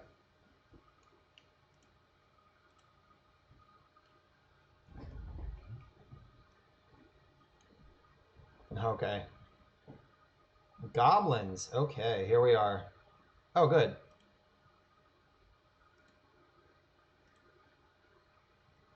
I even got a target for force. Back to Basics is like deceptively good against goblins. I don't think it's better than Snap. It's not better than Snap. It might be better than Teferi. Alright. Back to Basics is the plan now.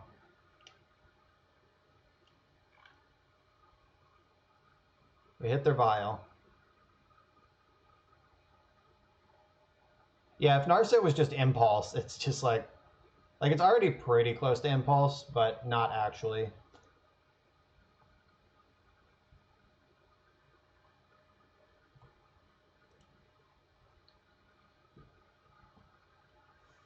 Alright, so let's brainstorm into our 3rd land and then just crush them with Back to Basics. Cast a spell, please.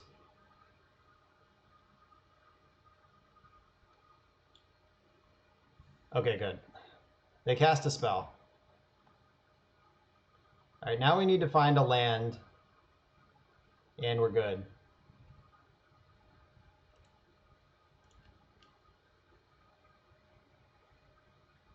Alright, we did it. Easily.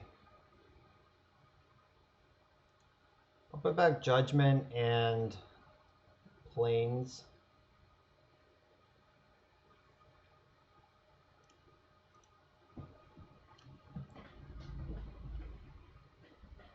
Log T, Narset is annoying in Legacy, but you can't turn one it like you can in Vintage.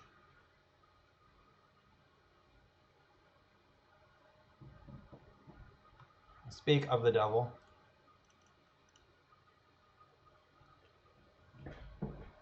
All right, so I'll lock him out with Back to Basics here, and then Snapcaster, block, Brainstorm next turn. Take the pressure off.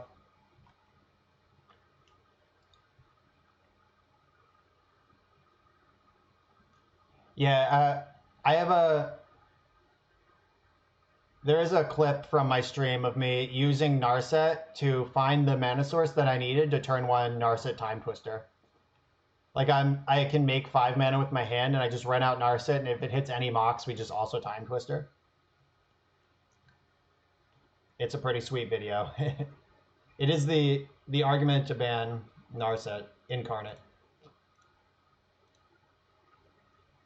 Right, I'm just gonna ponder right now. Like, it doesn't matter if I ambush this thing or not, and pondering on my main phase is better than brainstorming for no value on their turn. Nice. This lets me hit my land drop. Jace is coming. Snapcaster's holding the fort now.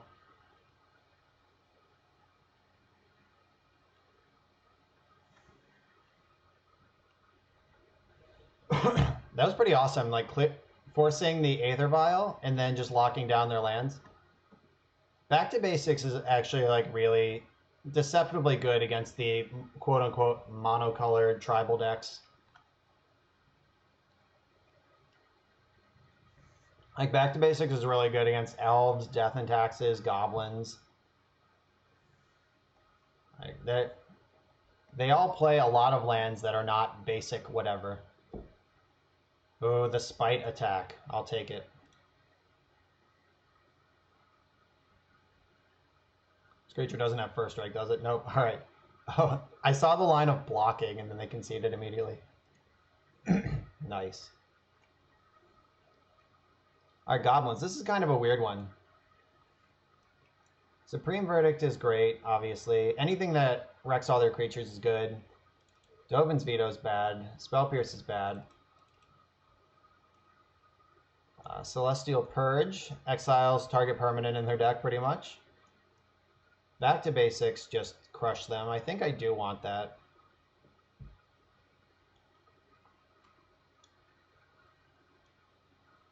Disenchant clears out Vials.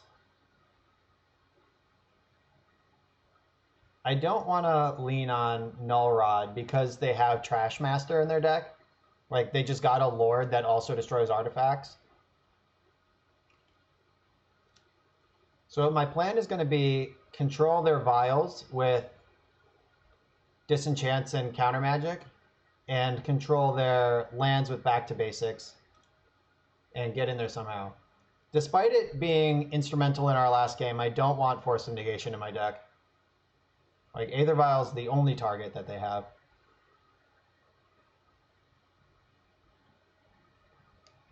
Yeah, Click. There might be an argument to put Click in the deck. It's just, where would it go is the question. Containment Priest does mess with Vial.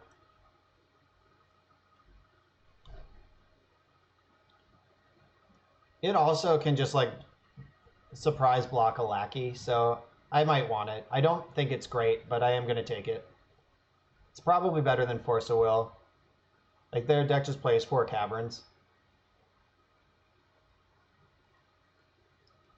All right, let's do it.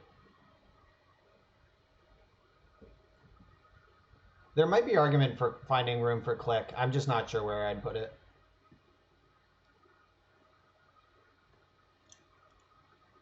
All right, so I have Force in case they do have a Vial. I have Plow if they just have Lackey. And Priest if they do anything else. So we got our bases covered here. Non-basic land, 1. All right, I'm letting that resolve because I have Plow. Don't care. Bummer. All right, get out of here.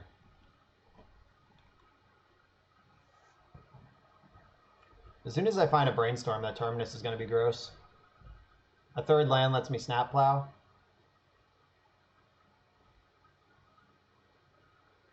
Yeah, Teferi probably isn't the best. It's true. It does help with the controlling vials part of the game plan, though, because it can bounce them. Containment Priest is kind of fun here. RSC Sports, thanks for the follow. Good to have you with us.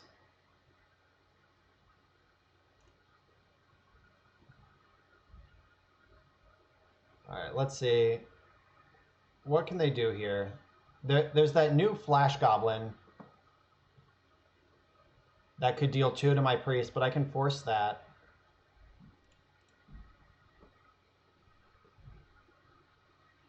Incinerator isn't good enough here. Incinerator would just trade with my priest, not kill it. I can force a Tarfire. Let's go. Also, priest just stops this ability from happening, even if I don't block. But I'm totally going to block.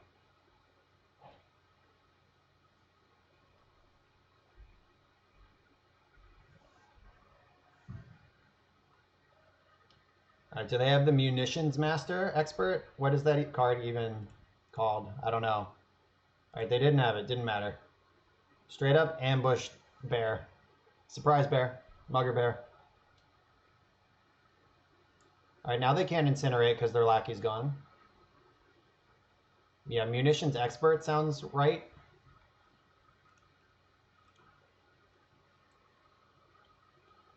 All right, they're wisely going for basic lands this game. Chain Whirler, that's hot. So that clears out Priest because she has a damage on her already. I don't think I care about that though. Like, yeah, sure. They don't have a bile anyway. I've controlled 2 lackeys. Like, she got her value.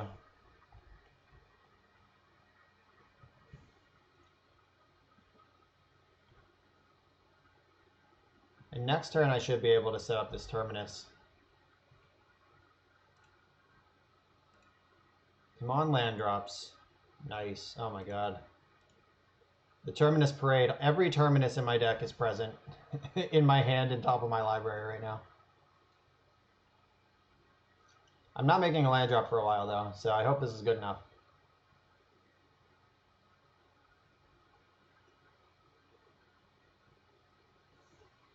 Alright, so now they have 4 mana and they have the Cavern, so it could be time for the ringleader to lead the ring.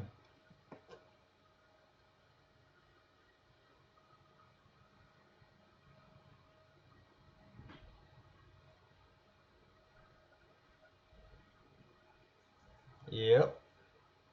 I wonder if they were slow rolling this Cavern or if they just drew it this turn. Okay, they do have Munitions Expert. Oh my god, we could just die next turn. They have Matron and War Chief.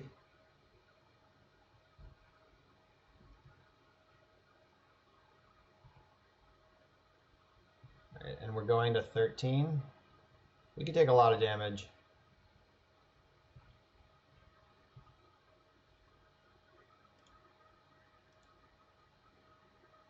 So next turn they can cast War Chief for 3.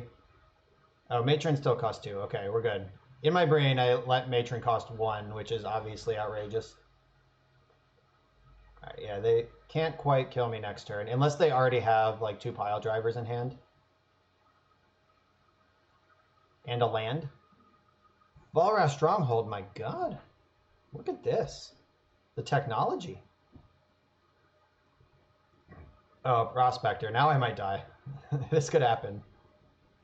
This can do some busted things, especially with War Chief.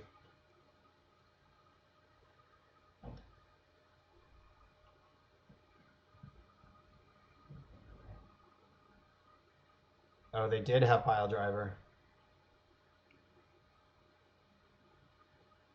I don't care unless they put out War Chief. Or they could just be setting up a win for next turn. And the way they sequence this, they would have to pop one of their goblins to make War Chief this turn. Oh, this is weird sequencing. All right, is this Matron or War Chief they're going for here? It is War Chief, okay. All right, so they can attack me for 5 here. I go to 8, and then I Terminus them again. I could also just block War Chief with Snapcaster. No, the Terminus is coming whether I wanted to or not at this point. So I'm going to save my Snapcaster. I can Snap Plow something after I mop up with Terminus. Prospector did not do anything. It sacrificed itself after... Like, they did not use their Prospector well, unless there's some reason they want it in their graveyard. They paid a red for it, then sacked it for a red, gaining no value along the way. So, maybe they have a plan.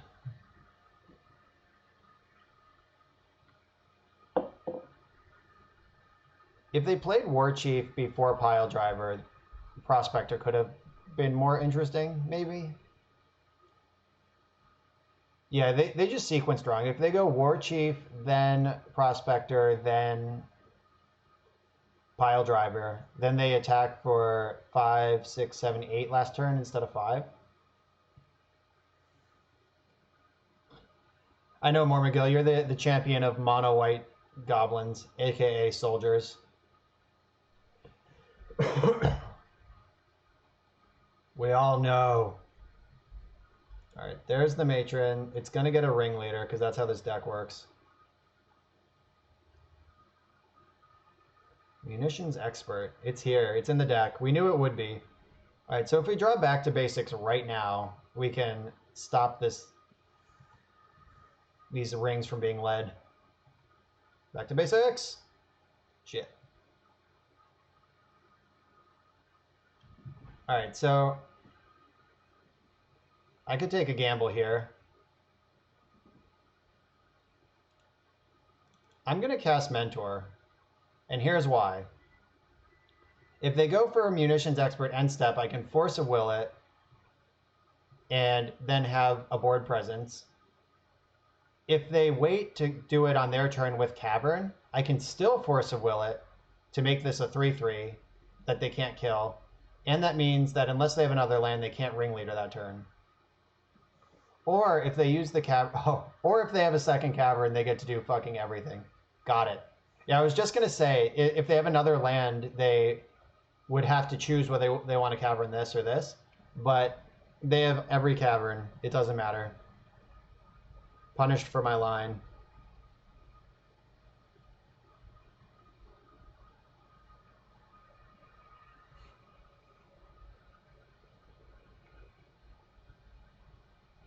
All right, so they're gonna recruit some Gobos.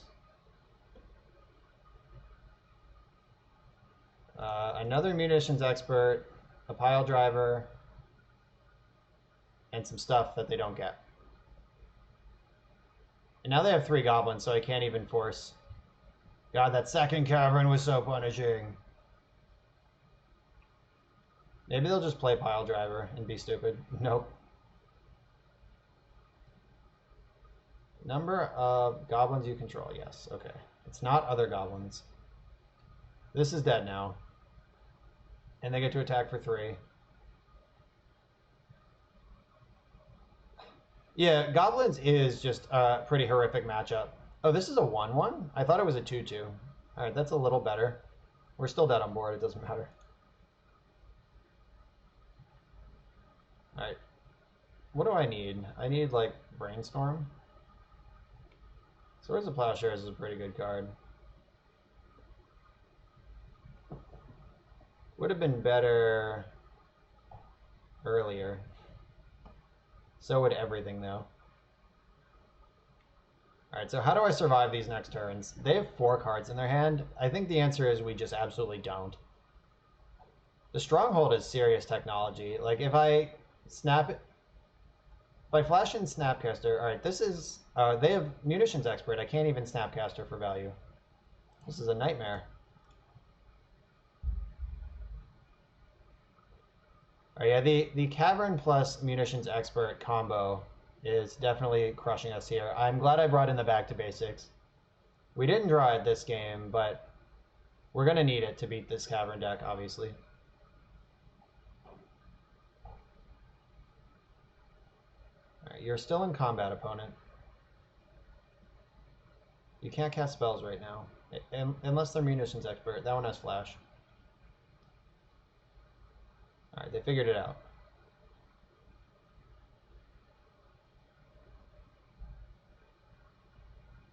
It's kind of terrifying they're tapping 4 mana. Do they have another ringleader at the ready? What?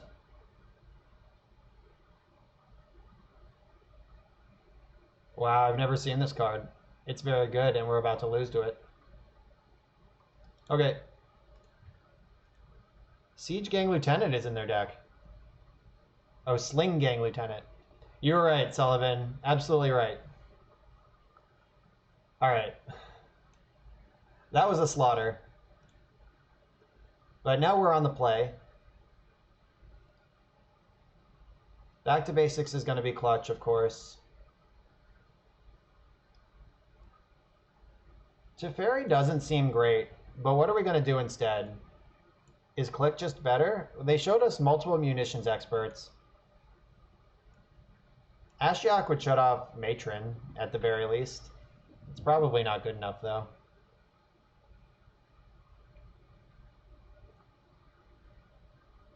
Teferi dig. I like the idea of Teferi digging for more cards.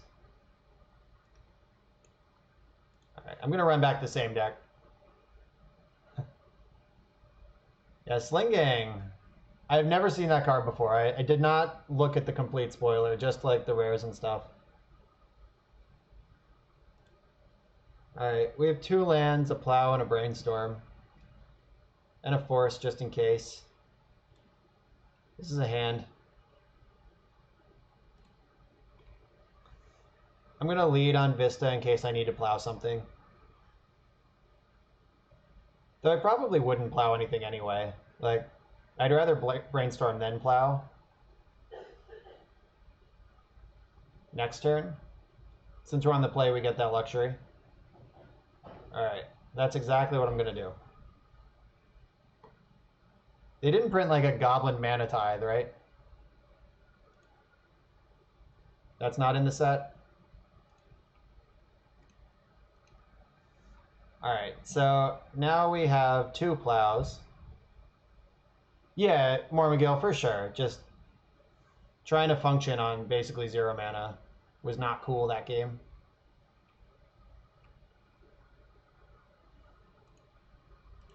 Alright, let's blind flip a Terminus. Show him who's boss. We did it, but it's just wrong though. Let's put this Jace back in the deck.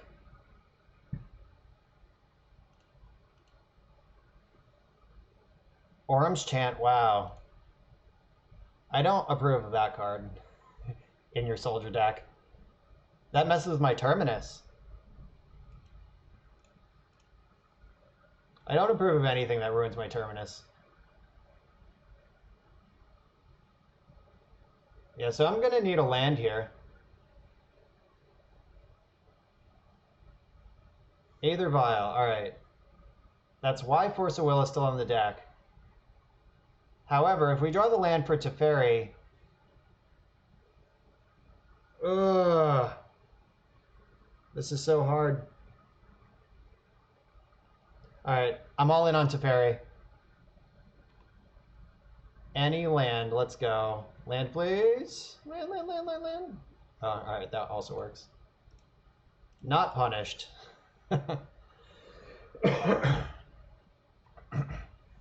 I really did need a land, though. Like, now they know that we don't have a land drop. If they have Rishadan board, they can just crush us.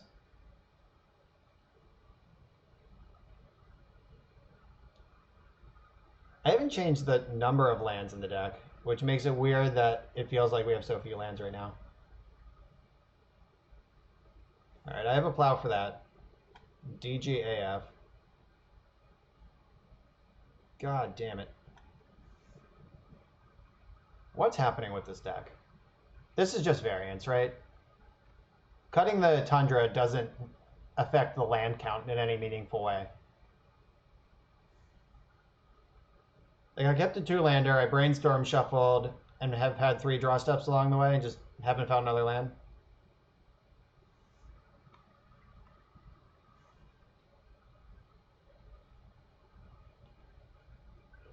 Yeah, I probably don't want to play against Soldier Stompy in general. Like, any deck that starts with 4 Cavern of Souls is probably rough for Miracles. All right, well, the good news is they don't have a Cavern yet. I'm probably going to force this Ringleader right now. Earwig Squad? No, no, no, no, no, no, no. No, no, no, no.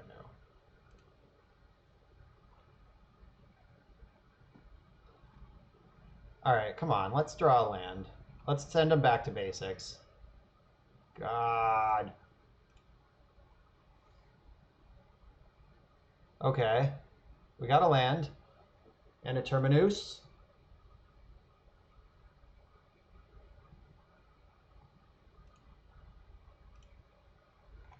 All right, I will let what they do this turn dictate whether we need this Terminus or not.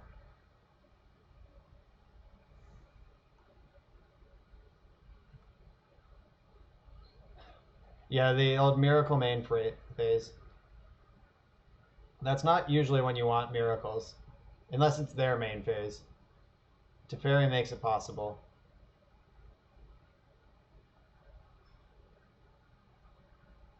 Ringleader is not what I wanted them to do right now.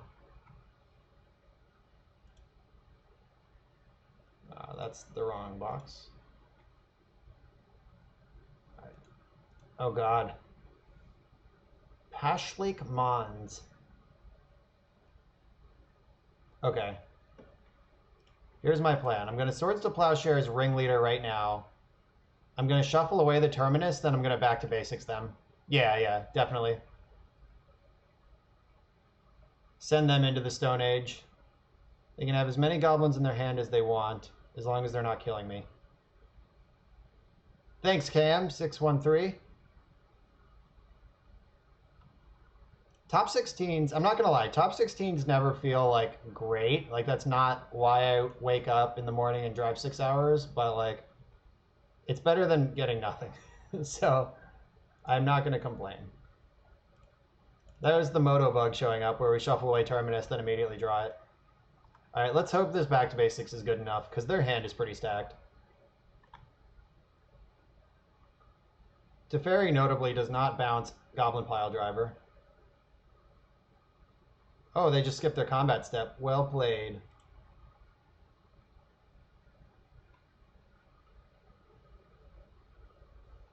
So,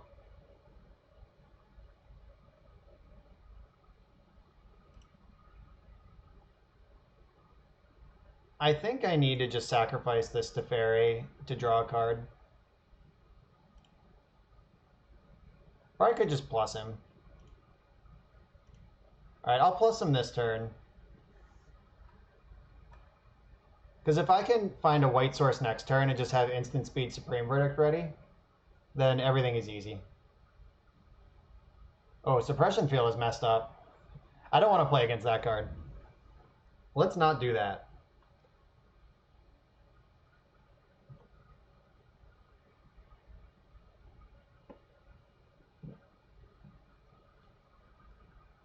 Man, they just put every new card in this deck.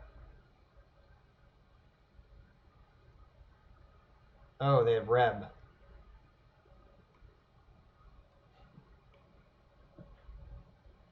Woo-hoo. All right. Oh, they went face. That's good. That means Teferi can bounce next turn and still be alive. I just need them to not have a 1-drop right now. Don't tap this thing. All right, cool, we did it. Surprise, back up to basics.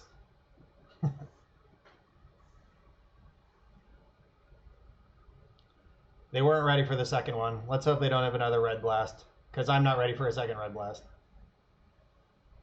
If they unlock their hand, I think we lose on the spot. Shit, they're spending mana. Damn it. Alright, fine. Alright, but we got Instant Seed Supreme Verdict next turn. So, good thing they didn't attack Teferi. Yeah, they're just ignoring Teferi. They have no respect at all. I'm going to Supreme Verdict the shit out of them. Ugh. Like, that's normally so good, but I just don't want it right now. It's not what I'm in the market for.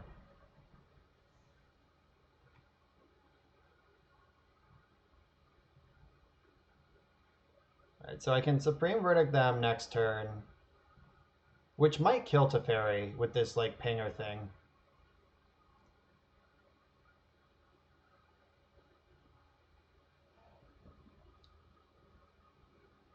Yeah, so this creates a...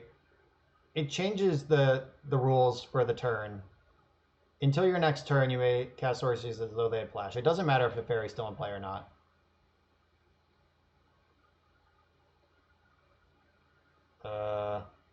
The mana they tapped, what does it do? So, like, even if they kill Teferi, I can still cast Supreme Verdict as an instant.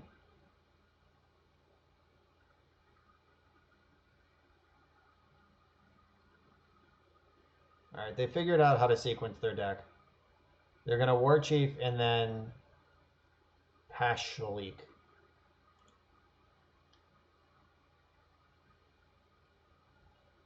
Pashalik is going to deal 3 damage to any target, or 1 3 times when I Supreme Verdict. Let's hope they get greedy with like a second pile driver or something instead of this person. This thing's pretty good.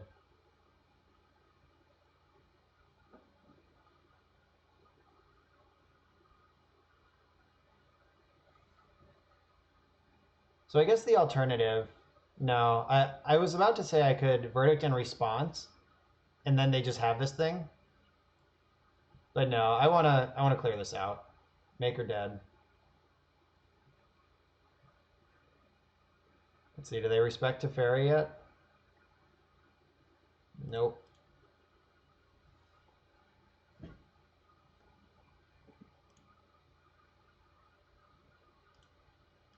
Maybe they just haven't seen this one before. Do they respect Teferi? Are they going to send these 3 damage his way?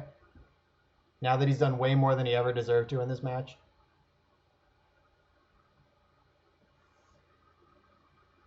Alright, it's time. They've decided to put damage on Teferi. Better late than never.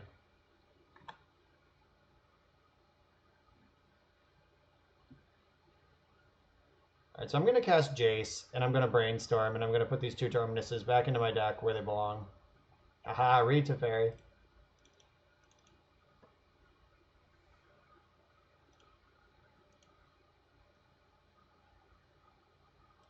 Alright, these 2 back.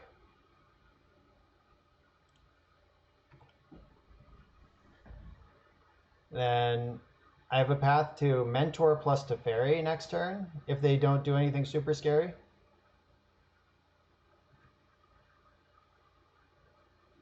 Like, Ringleader is pretty scary.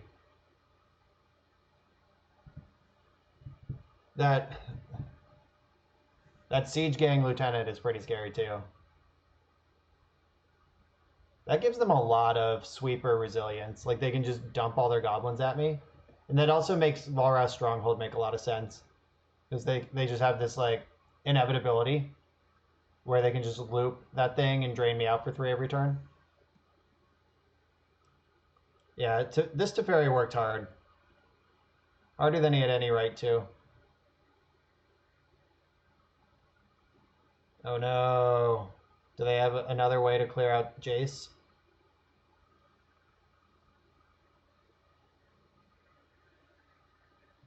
Matron, boo.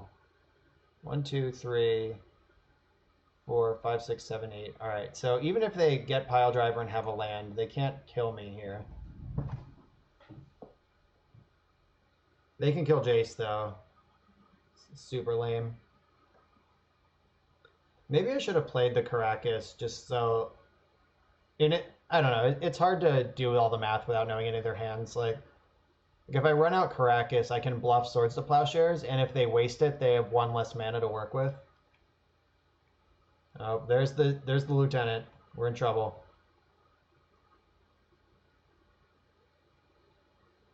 Oh, they went face. They don't even respect Jace the Mind Sculptor. Wow. They must have a lot of faith in what's going on over there.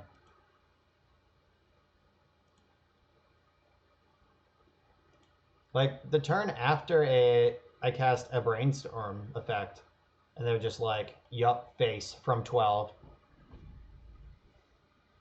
I'm no Goblins expert, but that seems sketch.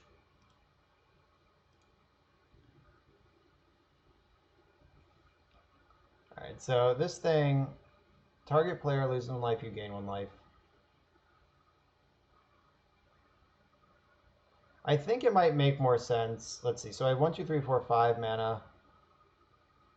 Oh, this is awesome. So I can put back these two, cast Teferi, and then ponder into Terminus on their combat step if I need to. Nice. All right, Teferi, let's go. Yeah, the face is the place, apparently.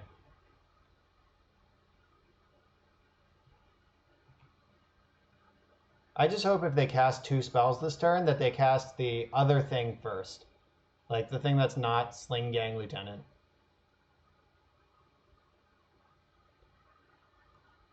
This is a sweet card, though. It's so crazy that it's just 0 mana activate. Like, no cost required.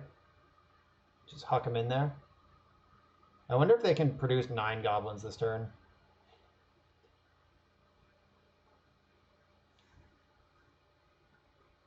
Oh no, Ringleader. God, there's so many of these. Alright, they hit a Chain Whirler and a War Marshal.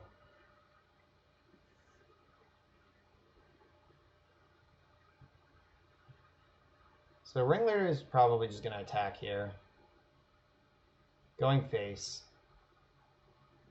Do I have to deal with this? I think I might.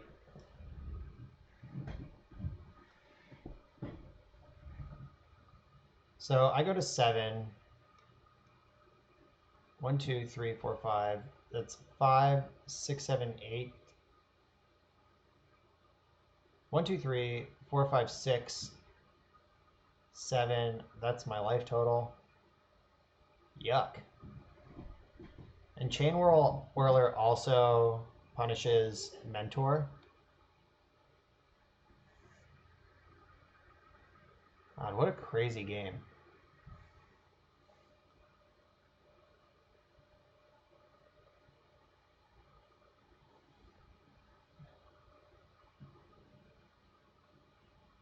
Yeah, this card does seem insane. Just the 0 mana activation is the worst part of it.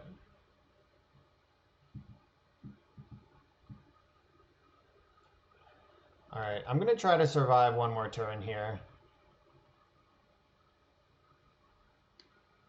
See what happens. Could be a huge mistake. Prospector, okay. I'm not going to Miracle this Terminus right now. I'm just going to run back the same line as last turn, just like have this ready for their combat step. Celestial Purge is interesting. Does that help me at all?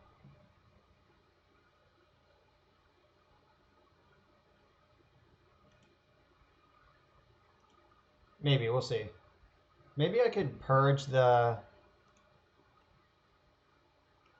this thing in response to its trigger, and then mop up the rest with Terminus. That sounds like a reasonable play, maybe. I don't know, maybe I'm just dead.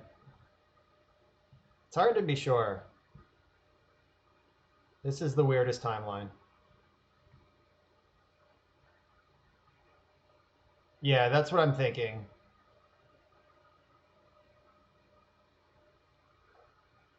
Or Terminus, then purge it. So, like, whatever order they sequence their stuff in, we still get to get them. Also, they're down to 4 minutes on their clock. How did that even happen? I feel like I was the one taking all the time to make decisions here. Where we're just up 8 minutes on clock.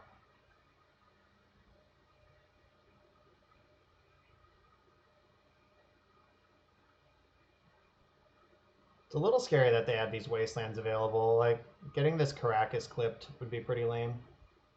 All right, it looks like they're going in on Sling Gang first, which is the best possible for me, because then if they want to sling anything at me, they're going to lose their attackers. Yeah, let's... No, they... I shouldn't have said anything. They heard me. They should definitely attack first. And then sling. Yeah, all right, they figured it out.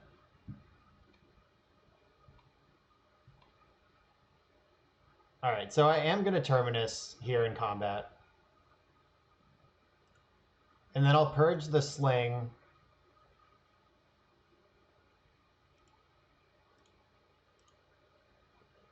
In response to its trigger.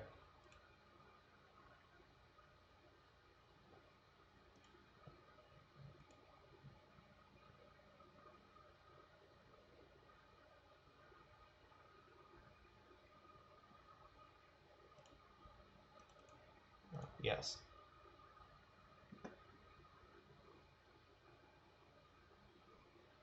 All right, yeah. It sucks they remembered to attack first. That would have made this turn so much easier. The purge is going to be good, though. And it gets it out of the graveyard. They can't even Volrath Stronghold loop it. Though we're pretty far from winning this game still. Like, even if we deal with all this other shit, they still have War Marshal plus Chain Whirler coming in hot. Teferi gets to bounce one of the tokens, too. I guess Purge isn't going to resolve because they can just fling the thing at me.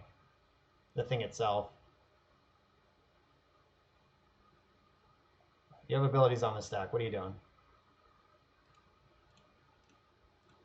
Let's see. Do they remember to fling it at me?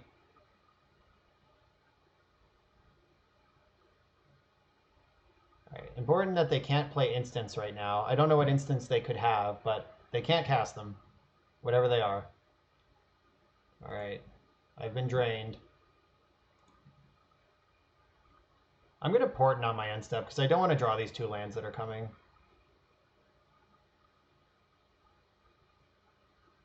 This Marshal.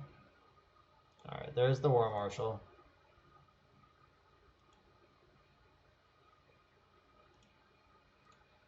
All right, now I hope that Mentor is going to be good enough to clean up. If I can find a cantrip, I'm glad I did this. Yes. Terminus would be cool. All right, it wasn't Terminus. Oh, Swords to Plowshares is a good one. All right, maybe we figured this out. All right, let's brainstorm first. Get all our options. All right, so 1, 2, 3, 4, 5, 6, 7 mana available. I can do 2 3-drops and hold up Plow. All right, I think Council's Judgment is the worst one left.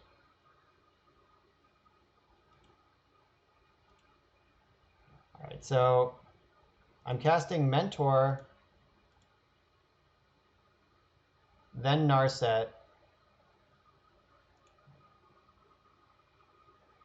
and then I'm holding up Plow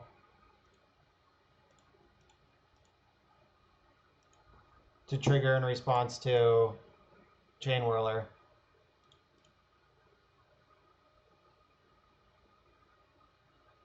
And Teferi is going to bounce a Goblin token. This is going to clear that land I don't want. Brainstorm's a good one. I'll have that ready for next turn. Get rid of this. Okay, so I have a Plow, which is both good. I could cushion my life total. I can also just survive the whirling.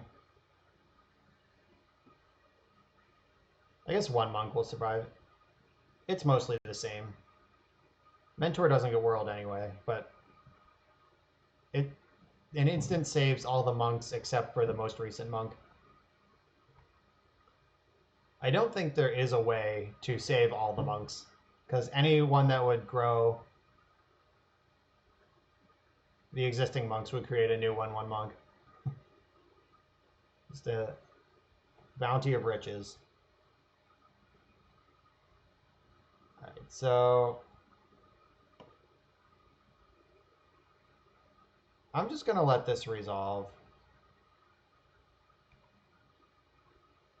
That hit 3 planeswalkers. That was pretty big value.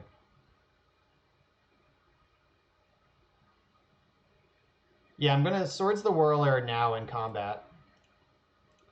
And then I get to kill off 2 goblins with my blocks.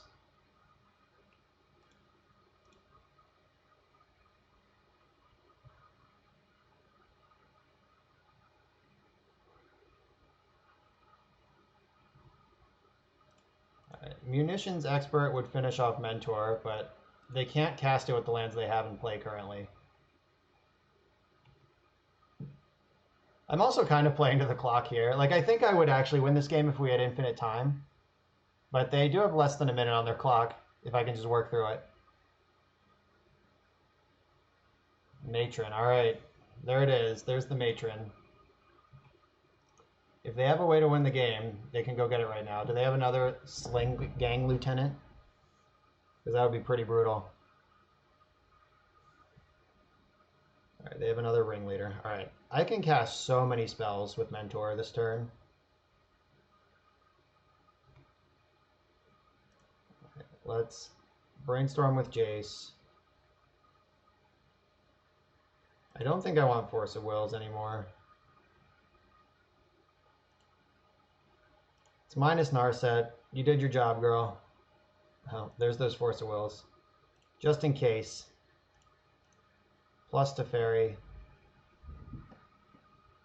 So I can cast Council's Judgment, Preordain, and Brainstorm next turn. Alright. Let's get into it. And I can do it all in combat, and they can't respond to any of it. I think we figured this one out somehow.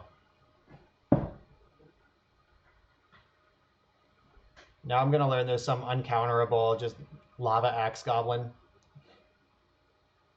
Guaranteed.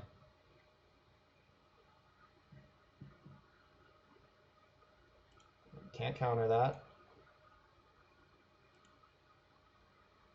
They found another Matron and 3 bricks.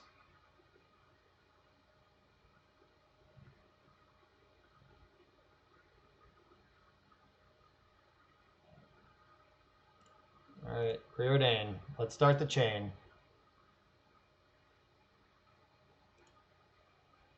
Oh. Top, top.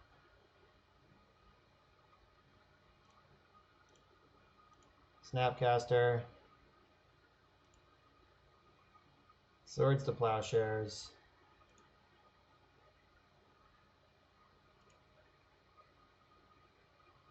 All right, we did it.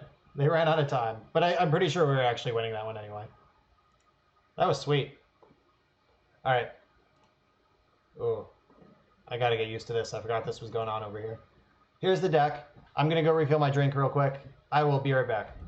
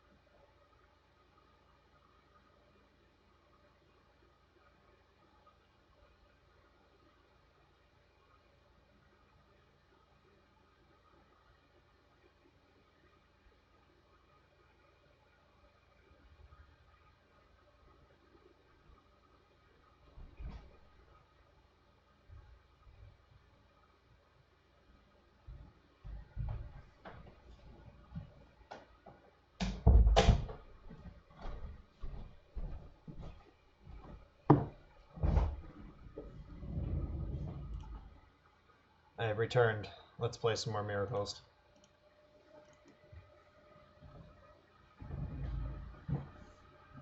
Can't believe we lost to Pox round 1. What a waste of a trophy.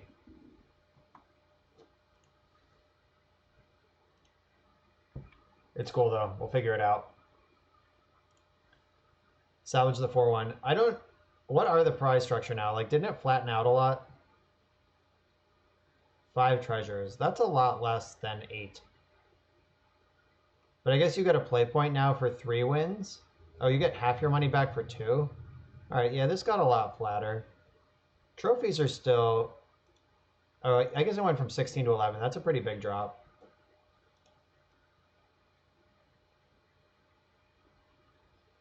Yeah, we lost to Pox. I'm going to mulligan this hand that contains no lands. Alright, I'll keep this one.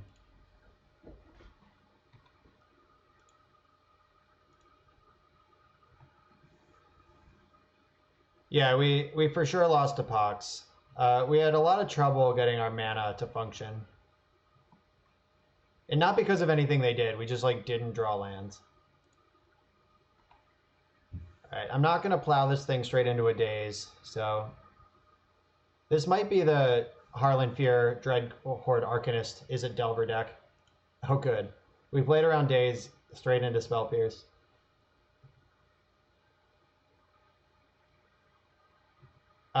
You mean Force of Negation? It has helped us out. We've cast it twice on turn 1, when otherwise we would not have had... We didn't have Force of Will also. Like, it was... Actually, the 5th one mattered. Having the 5th one mattered. We also had a really sweet game where we realized the mana cost, like the printed mana cost of Force of Negation, is a pretty big steal. Like the bridge of Force of Will, like the space where you want to pitch it versus you're able to hardcast it is pretty huge, but 3 is really approachable. Like we could have even snap forced at one point. Like we had 3 mana to force, and then we could like snap force on the following turn. So that worked out pretty well. So I'm going to brainstorm in the end step here, try to bait out the Spell Pierce or find the 3rd land. Either way, I'm happy with it because it lets me cast Plow.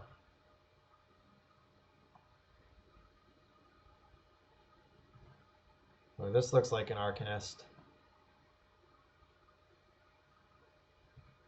Alright, yeah, I am going to Plow that right away. This card is not particularly beatable if it sticks around. This is the deck I lost to in the top 4 of the team event.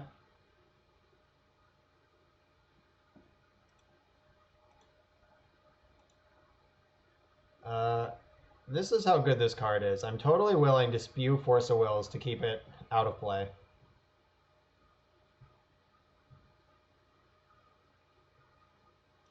Alright, but unfortunately we're still getting crunched by this Delver. Oh god, and it's not changing anytime soon. This is the only way we really lose to this deck, if our mana doesn't function. If we hit all our land drops, we just crush them.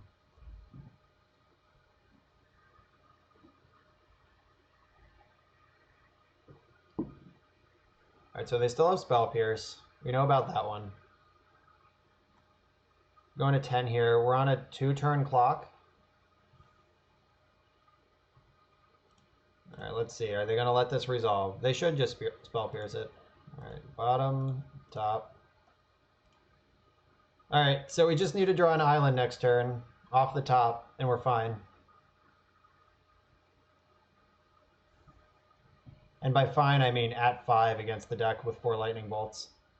Harlan, I think, had 6 lightning bolts. I think he had chain lightnings too. Alright, so they're going to cast... Alright, they did not cast Rename Nemesis. How about Terminus or Island? Okay, okay. So you're saying there's a chance.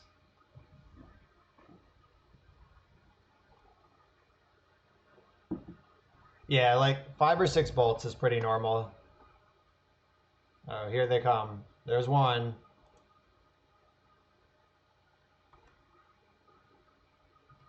Alright, I'm feeling pretty dead here. I'm pretty sure 1 is the same as 3, so I'm going to run out Flooded Strand.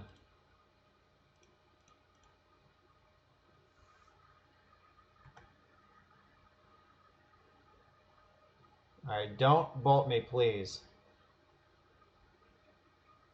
Alright, that's not a bolt. Not yet. It will be next turn when it flips. Alright, let's find a Swords to Plowshares and run away with this. I heard the follow noise. The Be Easy, thanks for the follow.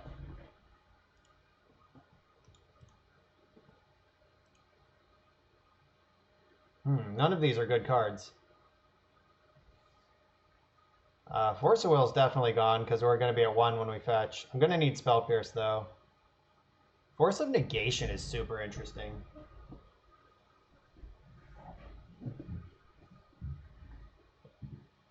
Maybe Spell Pierce is bad because we are past that point of the game.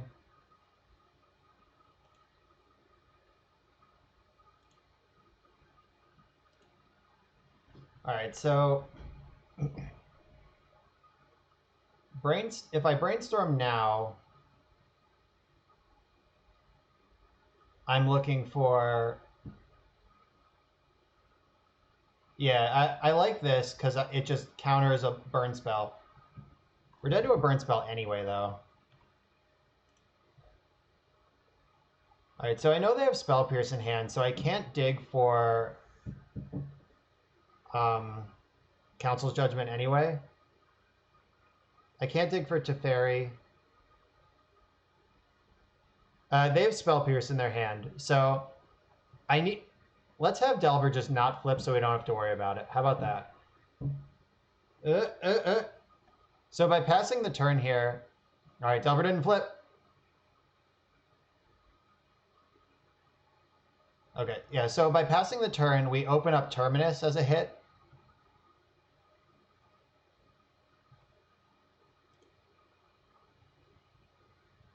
I'm going to brainstorm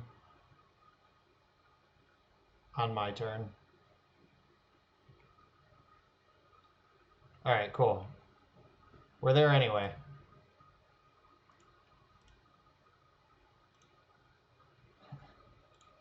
Please let me win this game at 1. That's the best feeling.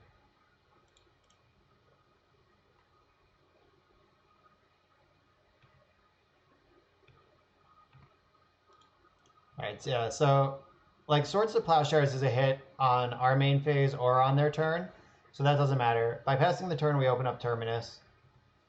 Now you can draw a burn spell. Just don't have 2 counter spells. Young Peasy. I don't like that. I can't counter that because it is a creature. And Force of Negation does not allow creatures to be countered.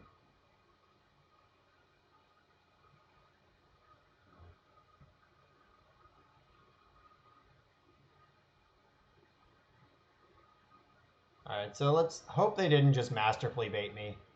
So if they have a burn spell, if they like fetch then play a burn spell, it's gonna work. Alright. So we're gonna have to win the game with the cards that we see in front of us. I guess Porton can get rid of my deck.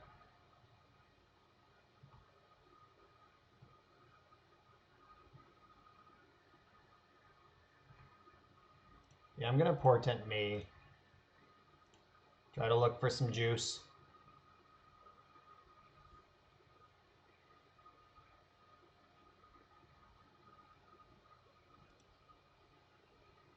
Nope. Yes, I would like to shuffle my library. I'm going to attack with 1, 2, 3, 4, 5, 6, 7. I'm going to leave 2 back because if they randomly just have like a brainstorm, I don't want to die because they have a 1/1 attacker now.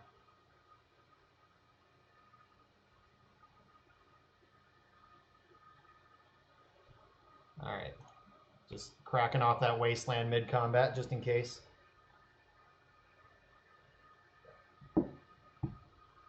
Is a Braid a card they have in their main deck? That seems pretty. Seems like a sideboard card. They should probably have like 3 in the 75, but having it in the main. All right, so we have enough mana left over to Force of Negation plus pay for Spell Pierce. And if we draw a blue card, then we can just do it for free. Which is like coming in clutch right now that this doesn't cost 1 life to use. Why did they block? I guess they're on just like the burn spell or bust plan. All right, how about don't have it? Yeah, that was a weird block. I don't know about that. All right, we did it. Maybe they figured that anything that they draw that could clear my blocker also just kills my face. Wow, Vapor Snag would have been a huge tilt there. Okay. Yeah, I haven't thoroughly studied Harlan's list from yesterday. I just know that Dreadhorde Arcanist is nuts. Alright, so we're bringing in Purge and Verdict because they answer Arcanist. Vendilion Click can battle Arcanist in combat. And Flusterstorms fight their spells. I really don't think Graveyard Hate is the right way to fight Dreadhorde Arcanist, so I'm just not doing it.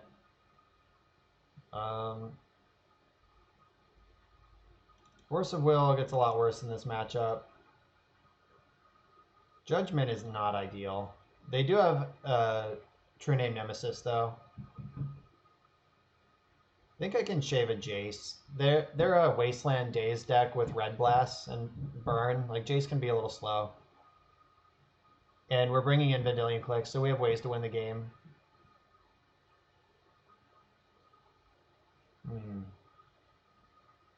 I want all of my soft permission. Force of Negation is probably the worst one left. Like, Force of Will is pretty much for True Name Nemesis in this matchup. And Force of Negation doesn't get it.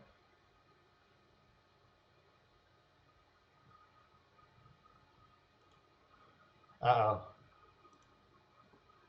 We got a clip. Alright, so let's hope they didn't just masterfully bait me.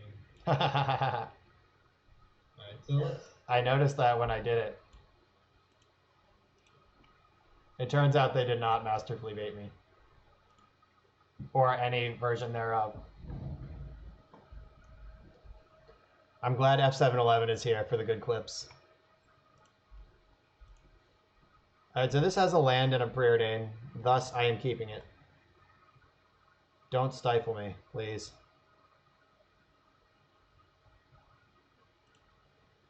Yeah, so it's weird to like keep these 1-land hands in your control deck.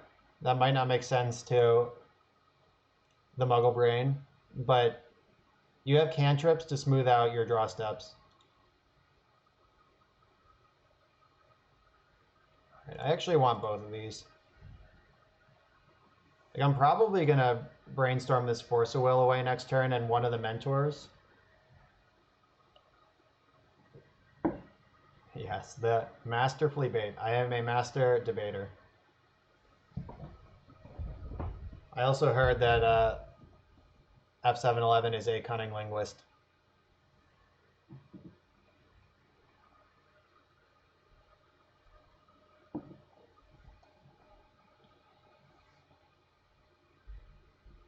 So it's really exciting every time that the Delver deck taps their mana and doesn't put a creature into play.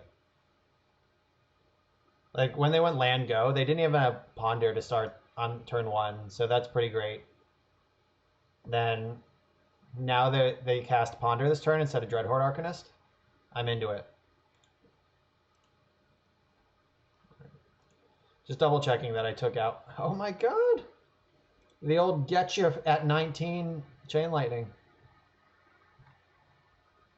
Maybe they're just filling up the yard for Arcanist? I don't know. That was weird. Alright, I'm shuffling this. That's a whole lot of nothing.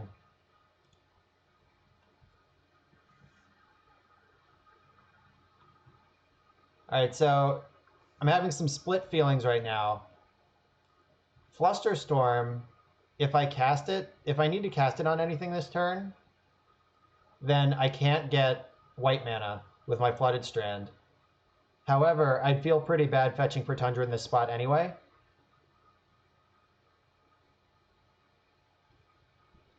Yeah, getting it in now before I get 2 mountains into play. Do they have like Bedlam Reveler or something? What are they doing?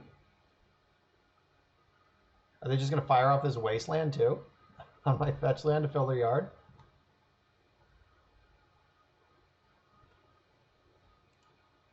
Alright. Let's hope they don't have the Solar Raid and Spell Pierce this. Oh god. I know I didn't actually change the land count in this deck, but it keeps feeling like I did.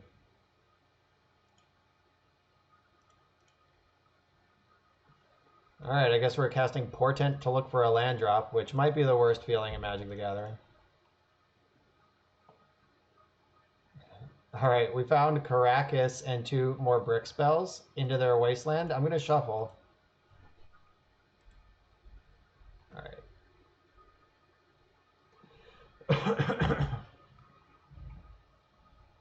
Oh, good. There's Terminus. Everything's working out right now.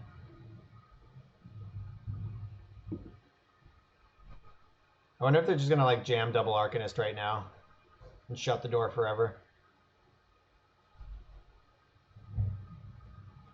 Oh, they're still cantripping. I don't know, I just feel like Bedlam Reveler is coming, the way this game has gone. Like, they just bored into some Bedlam Reveler plan, or like Chandra Torch of Defiance, just like some bullshit.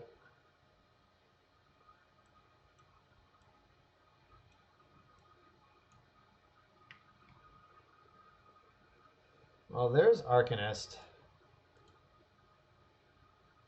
which I am going to cast Force of Will on. Oh, good. Yeah, I guess they could have Terramanders in their deck. I'm surprised that Force of Will happened. Like, what have they been doing over there with all these cantrips? Alright, well, they could ask the same question of me. Like, what's your plan over there, fellow? This Lightning Bolt? Alright, if you care about it, so do I guess. I don't know. This is a weird game.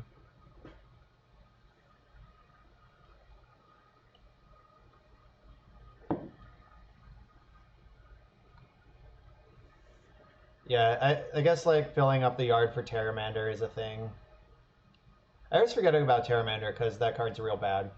Terrible Mander. Dreadhorn Arcanist should just have straight up replaced it forever in this sort of deck. Yeah, Spell Piercing just like literally anything at that spot. How about a Plains? Good!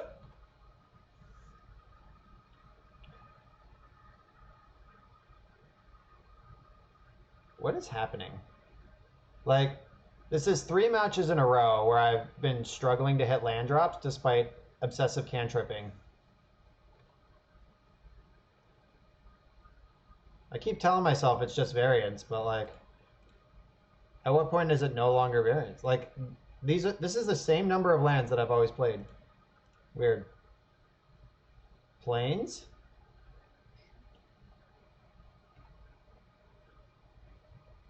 Yeah, dropping the league to add another land. Mid-league. Alright, so I'm actually gonna dump...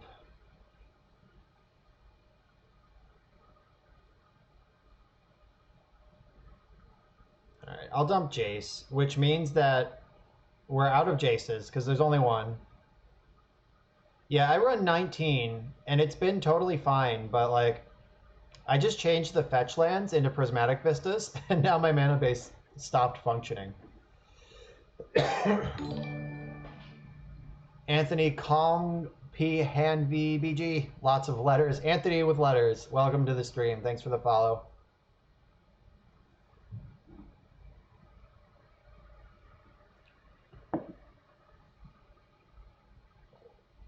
Yeah, I think maybe Prismatic Vista is bugged so that you just never draw it. Uh-oh. Well, deck. it's time right now to produce the planes, or else we're gonna lose on the spot. Planes? Fuck. All right. Okay. Our unbeatable hand if we just hit land drops. There's a planes. All right, whatever. Yeah, maybe, maybe. Well, the MTGO shuffler doesn't count lands and spells theoretically. It's just like it just randomizes the objects. Like only Arena actually tries to fix your lands for you.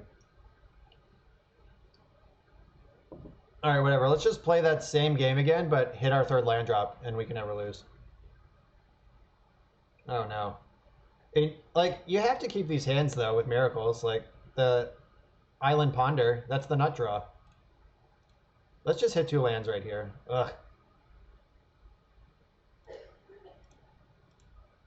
All right. We got some time. Yes, Log T. In best of 1 on Arena, because you only play 1 game, and so there's more variance to 1-game matches than 2-game matches. The game draws 2 hands for you secretly, and then gives you the one with the best aggregate number of lands and spells in it.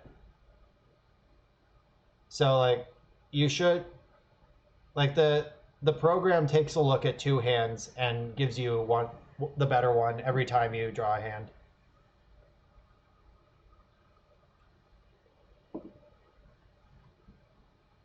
Dude, Ashiok has been so good.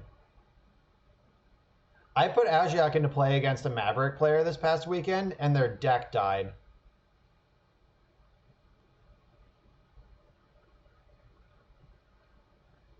Yeah, it's only the starting hand. It's not like it measures throughout the game whether you've drawn a land or spell recently. That is the Kali Ma from Indiana Jones. That is the priest ripping out the beating heart of the sacrifice to their pagan gods.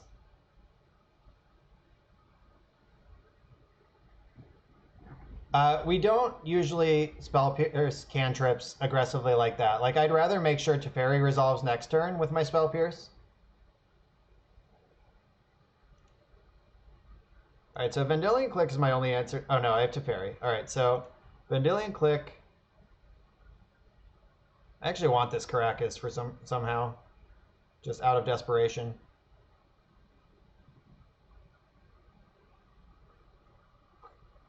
Pagan gods, not vegan gods.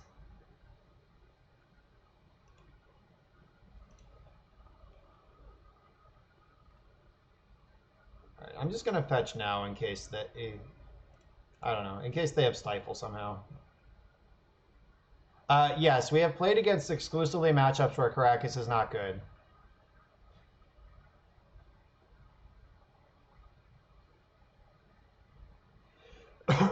Flusterstorm.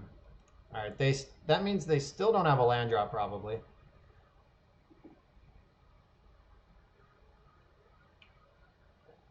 Yeah, in any sort of control mirror or combo deck, Caracas is insane.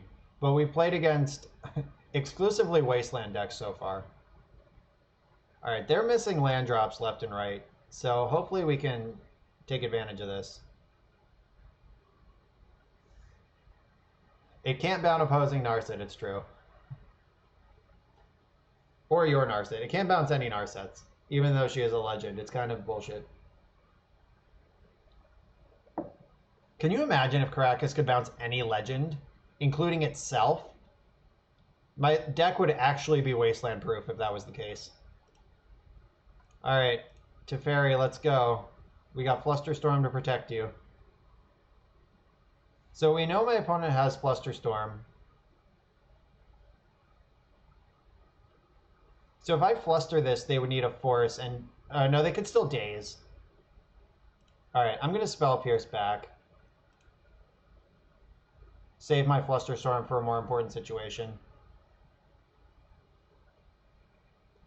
Though their hand is 7 spells. We know that already. Like, there's no way around all that.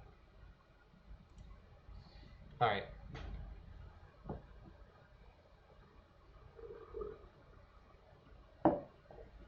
Maybe I should have B-clicked. Test the waters. Because if Teferi resolves, we just win.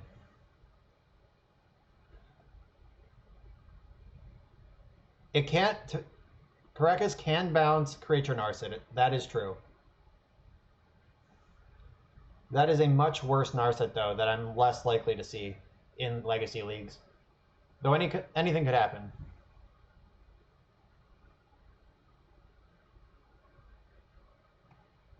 All right, another land. Does that help me? Plains does not help me. Island would help me.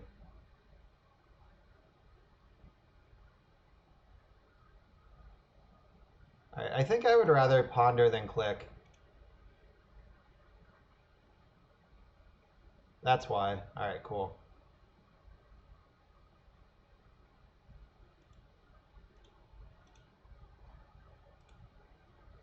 All right, nice. Yes, we also played against every non-changeling goblin from the set.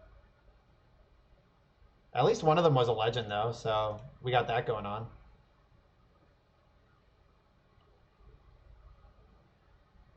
Wow, that's messed up, table space. I have not had the pleasure of playing against Ren yet. All right, this is an ugly brainstorm that they're using to try to save their Delver. Flusterstorm is going to bury them if they find the Force of Will.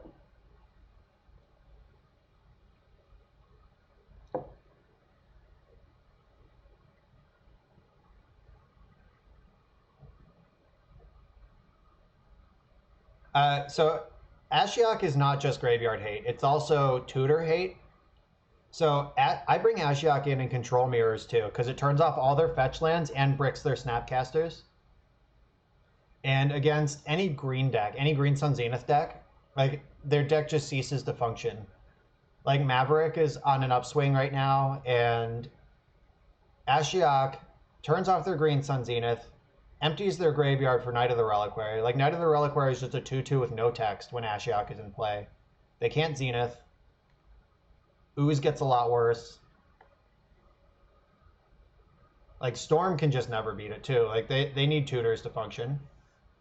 Like, they have to... Storm has to ponder and... Or, like, cantrip and fetch their way through the game. And... their win conditions all involve searching their deck for stuff. All right. No red blast, please. Wow, they cast Brainstorm in a 7-spell hand and missed on Delver. Wow, I feel like Arcanist is coming. Okay. Arcanist is here, it's true.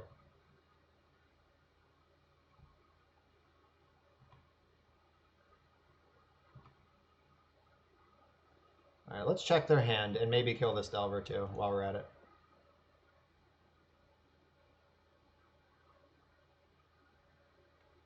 Storm's bad matchups, like Storm struggles with permanent based disruption.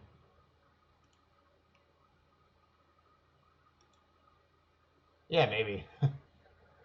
So Storm struggles with like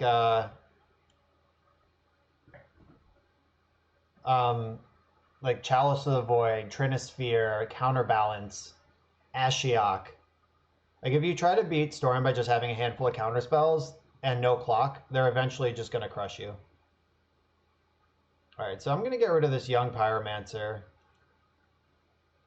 And then I'm going to block Delver. And then I'm going to purge the Arcanist on my turn when Flusterstorm isn't at 1,000,000. Let's see if they want to Chain Lightning me right now. I'm sure they don't.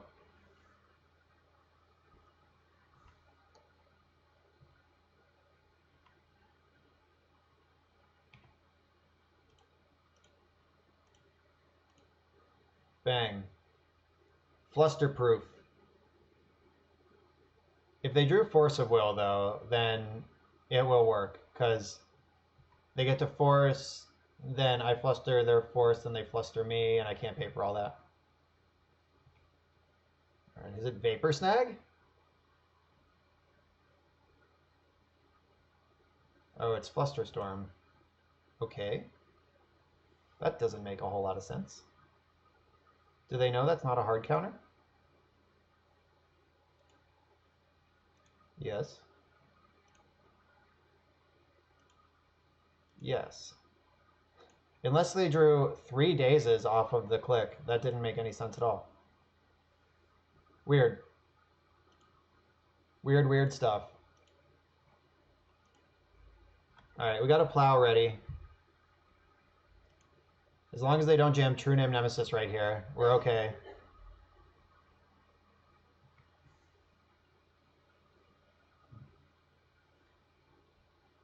The Planeswalkers table space also are really good in the Sneak and Show matchup. Like, Sneak and Show is kind of a tough matchup, but the new Planeswalkers have taken it a long way in the right direction.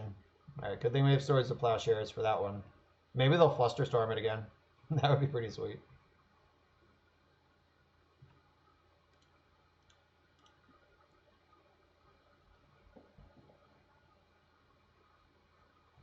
Are they actually Flusterstorming it again? Wow, is this just some sort of like gut check? Like hoping I misclick? I have 5 mana.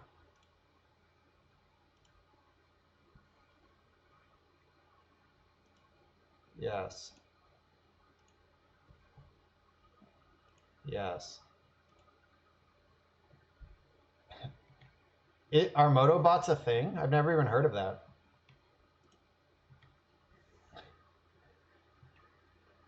Intel 339. Maybe it actually is just like an AI of some kind. Gross. We did all this work and now they have another Arcanist. We could actually be in trouble here if we don't find an answer.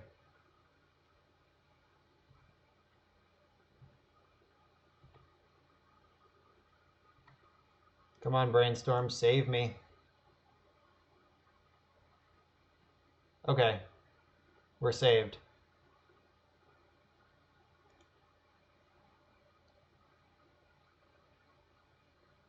I'll put those 2 back.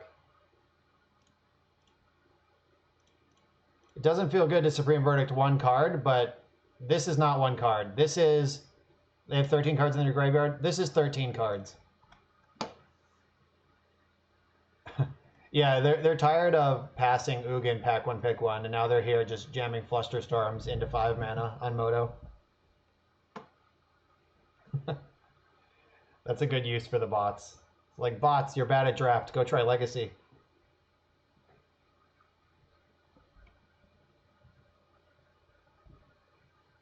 Right, so I'm drawing Flusterstorm next turn. Force Will is the next card down. Oh my, okay. It's weird when I'm like, oh good, it's just Young Pyromancer, because normally that card's terrifying.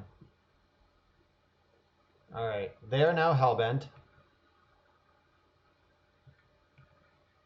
I'm at 9, and they have 3 power in play. I'm drawing a brick. There's a brick on top of my deck. Preordain, let's clear the bricks.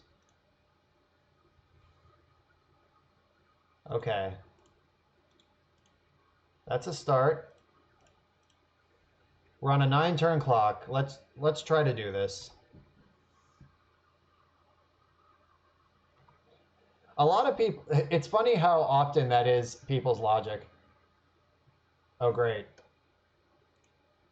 Just getting burned out off the top. I'm at 5. 3 is the magic number. If we can deal with this thing in the next 2 turns before it puts us to 3, it'll be okay. Come on, Teferi, Narset. Okay.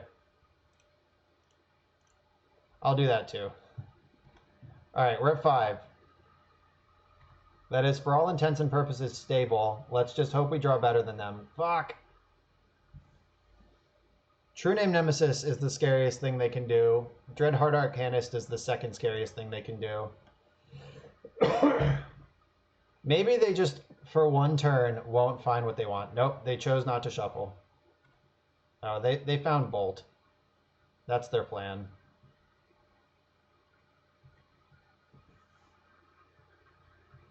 Yeah, maybe they'll cantrip into a bolt that I can Flusterstorm. If they just found 2 bolts. Oh my god. We're just getting bolted here. We're dead.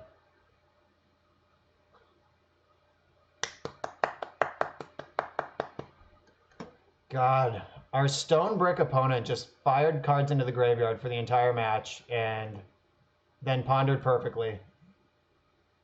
Okay. What are you going to do?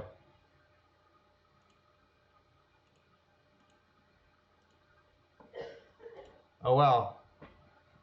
Let's just get back in there.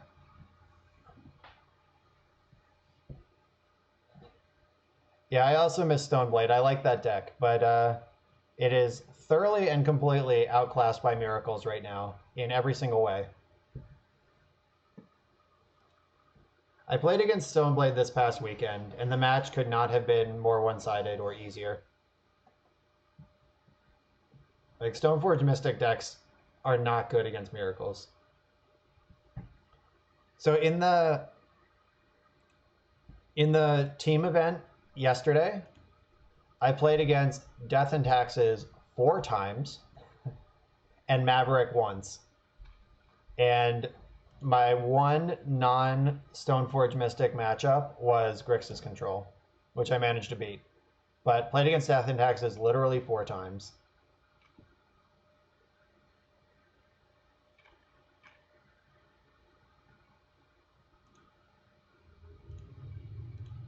All right, let's go. I'm pretty convinced our previous opponent was a bot. It was Magic Online itself. That's how I was able to put all the good cards on the top. All right, that one's a mulligan. It doesn't have a cantrip. All right, this is a perfect Miracles hand.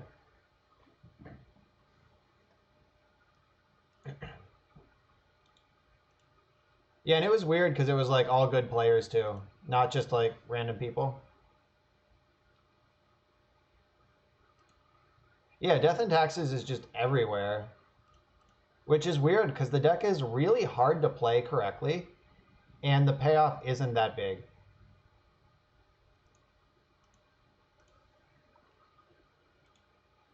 All right, I got Land, Snapcaster, Force Will coming. Yeah, I guess it is affordable. You just need Wastelands and Rashadin Ports, pretty much.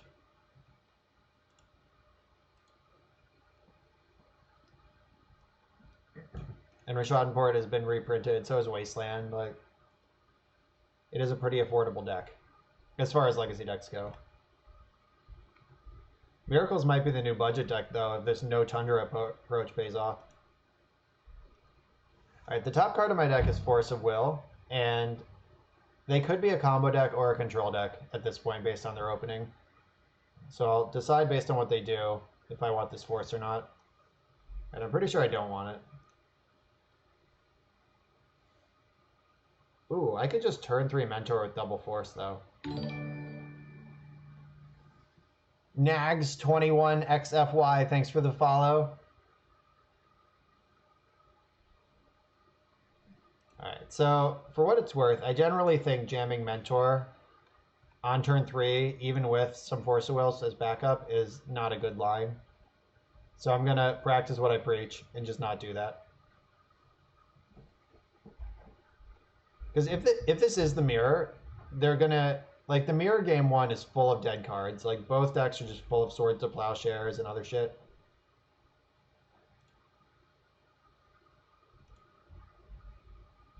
Alright, I'm going to snap a Brainstorm on their end step if they don't do anything else. That'll at least force some action, and then I can jam Mentor if they mess with it.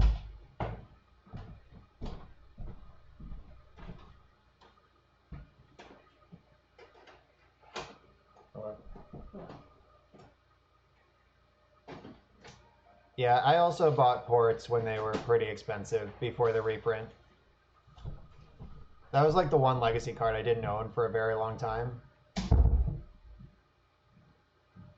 I think I did well at some local 5K, and the store owner agreed to like a 20% trade credit boost over the cash price that I had won. So I just spewed it into Legacy staples I didn't have. That's where I got my ports.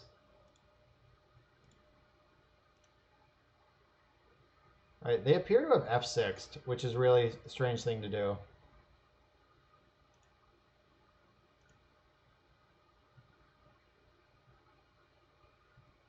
All right, so I'm going to attack with Snapcaster, and then I'm going to do the Jam Mentor against my better judgment. That's nice, Mike. Those are the stories we show up here for. The old $27 set of Rashaden ports.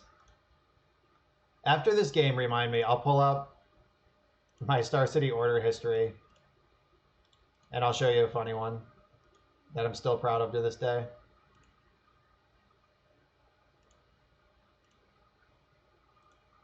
I should have put Supreme Verdict in my hand as an easy pitch to Force of Will. Boseiju. Oh, this is the this is the blue-white show and tell deck. Do I care about Teferi?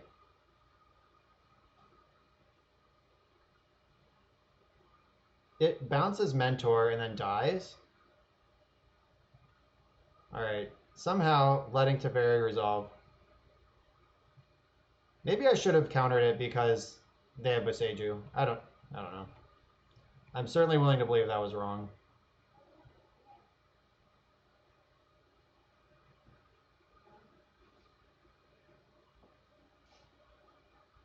Alright, so I'm gonna look for a back to basics here.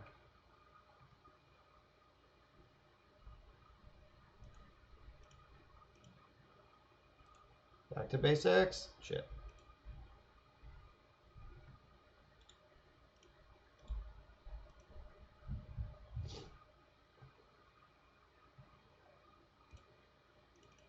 Yeah, that attack wouldn't have been lethal anyway. I'm not sure. I probably should have just forced that since they showed me the Boseiju. Now I'm gonna get omniscienced. Maybe I should force this.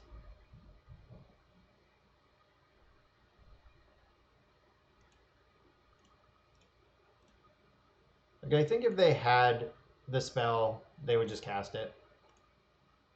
So let's get some damage on. Boseiju makes games really weird.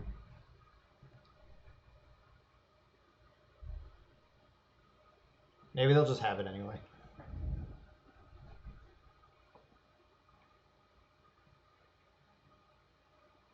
Yeah, if we draw a cantrip, we can start really cranking out damage this turn, chain a few spells together. If we don't, we could be in a lot of trouble. Also, any Planeswalker would be insane. That's all assuming we get another turn, which may or may not happen.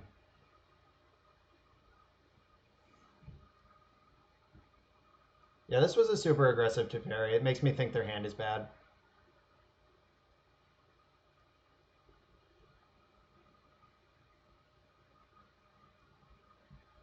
I have not played against this deck yet, but I have seen tweets about it. Can't be countered. Do they have a Swords to Plowshares? They do. That's fun. Alright, they burnt a Cunning Wish on Swords to Plowshares. Oh, that's awesome, Wrestling. Yeah, I paid $30 each for my Jaces from Star City, my regular Jaces. I figured it was a lot, but I put them in every deck for the next 2 years.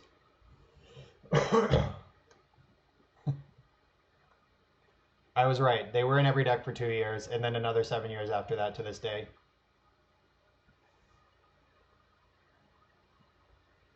Yeah, their hand must just do nothing if they're willing to burn a Cunning Wish on a Swords to Plowshares.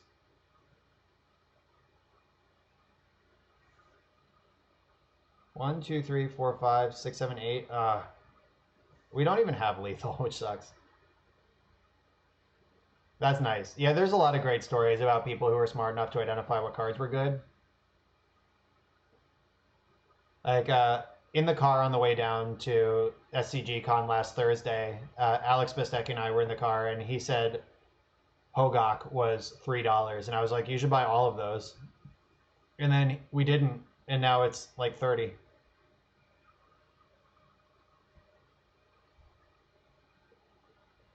Oh, Big Teferi, yeah.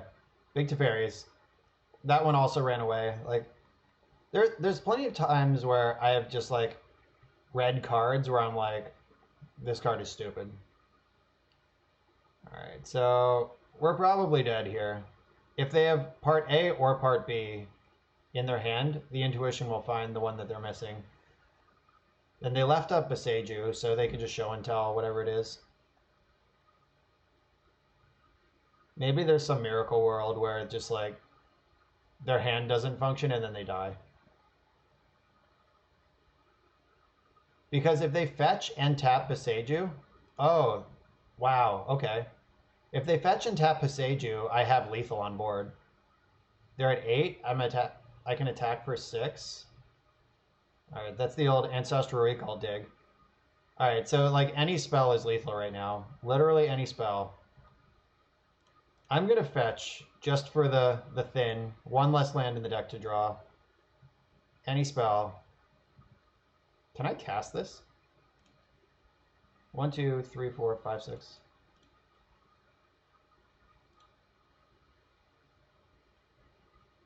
Yeah, that just does nothing. All right, cool.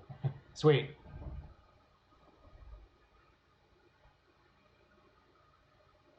That's awesome, Mike Noble. Yeah, Tarmogoyfs are like the first card. Tarmogoyf was the first $50 standard card ever. And everyone's got stories of like, yeah, I traded for foil Tarmogoyfs at the pre-release because I think Lurgoyfs are funny. Or like, you know, something. Like one of my friends traded, I think like the story, it was like he traded a foil Tarmogoyf for like a mana drain or something, and he thought that he got the guy real good. Or no, he like bought the Tarmogoyf for cheap, later traded that Tarmogoyf for a mana drain, and then Tarmogoyf just shot up in the stratosphere way past mana drain.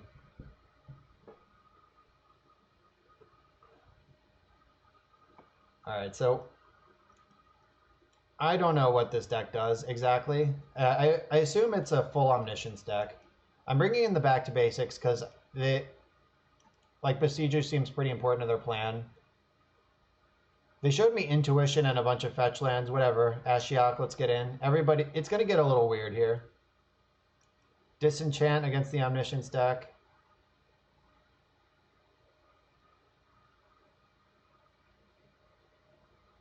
Oh yeah, Goyf is so good. There's only ever been one Ashiok. Veto's great. Judgment's is great. The extra force is super sweet. Yeah, Goyf was a hot one. I had 2 sets of Goyfs at its height in standard, and I sold one of them to finance the entire trip to GP Indy. Like, gas, hotel, entry, food, everything was just like set of Goyfs easy. That's probably still true, but at the time it was very true.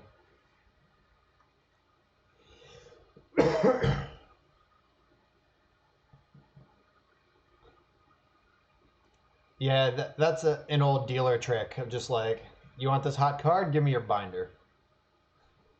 Like, sometimes it's fair, sometimes it's not. Alright, this hand is slow, I might just die. But if they spend any time setting up like they did last game, I'll be able to set up.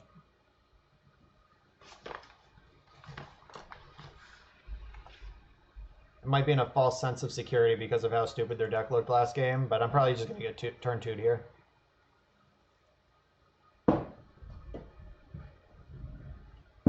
I do remember playing Standard on Magic Online after the Worlds where Doran won. I built the Doran deck online, and I had an opponent just tilt right the fuck off about like I just beat them. It was just like a match in some league, like nothing really on the line, just a normal everyday match. And they just tilted off in chat about how I bought my wins because I had Tarmogoyfs and like being rich must be nice because then you get to be good at Magic. It's like, okay, if you say so, man. I'm for sure not rich, but I prioritized getting Tarmogoyfs. I dumped my whole collection into building that deck.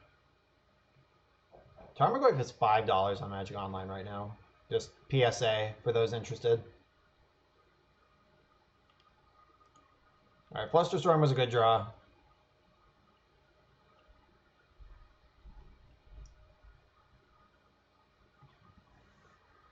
Yeah, I don't know, it's weird that people would be mad at you for owning Magic cards. Like, hate the game, not the player.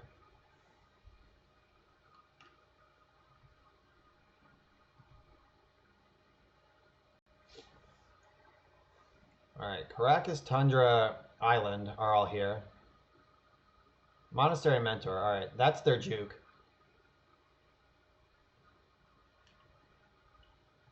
Let's see if my juke works.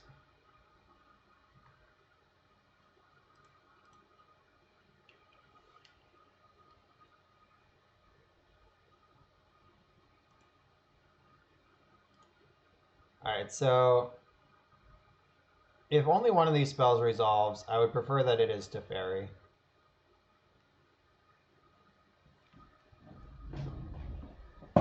Or is that true? I think I'd rather bait with Back to Basics and then mop up with Teferi. See if they even respect this. All right, they had the force. They needed it. Force pitching Jace. All right, so they're just miracles now.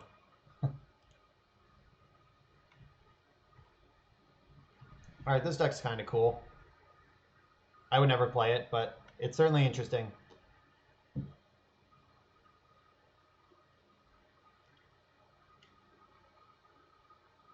Oh, you have a Teferi. That's less fun. I only like it when I have Teferi. If they can show and tell in my end step, that's the Teferi game. I mean, I guess it could be, but I don't think they really need it.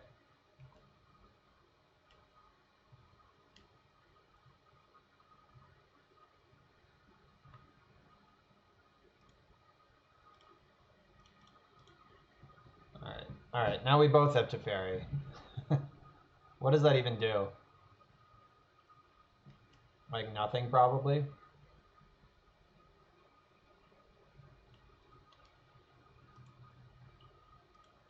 I could clear out a Monk. I think clearing out the Mentor is better value, though. Like, I'm going to lose my Teferi either way. Yeah, Magic is basically Hearthstone when both players have Teferi.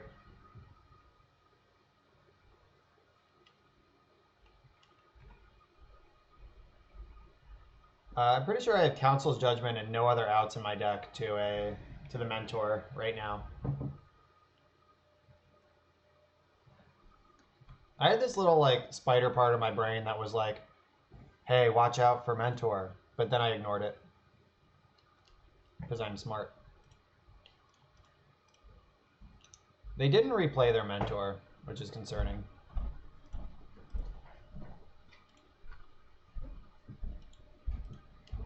I feel like I'm just going to get end-step show and tell here, and none of this matters at all. All right, Force of Will, that's not a good card anymore. Ah, the Dream Render. Is it time? All right, I'll pitch one of these Narsets and this Disenchant probably is past its prime.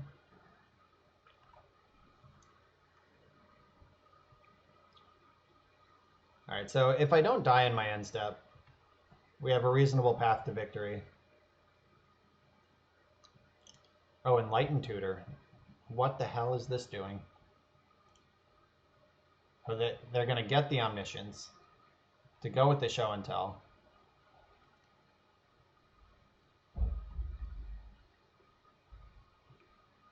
All right. It's science time.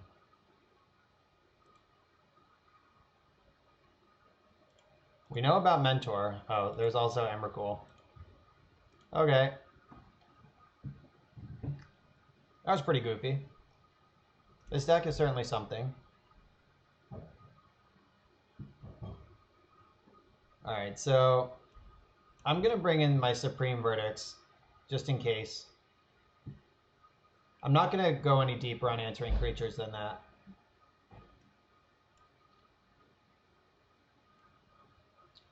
Veto's good.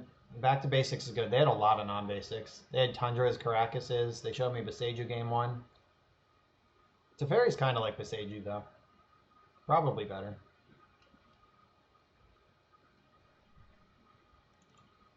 Maybe one less Disenchant. Oh, they showed me Enlightened Tutor. So Ashiok's getting... Stock is going up by the minute.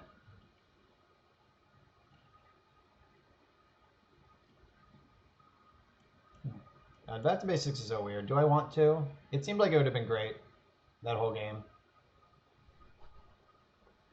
I think I do want to.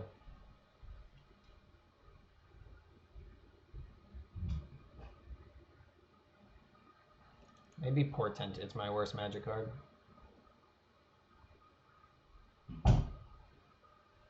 Alright. My real cut is probably Ashiok, but I really want to put it into play and see how good it is in this matchup.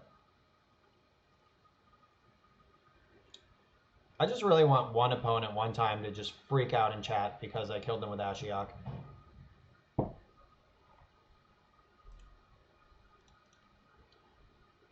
This is a solid Miracles hand. Let's figure out if we're playing against Turbo, Mentor, or Show and Tell this game. Probably just both.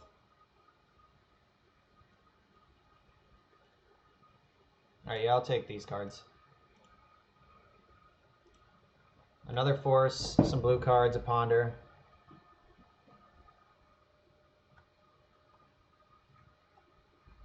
It's fun that we get to call this Force, because it is.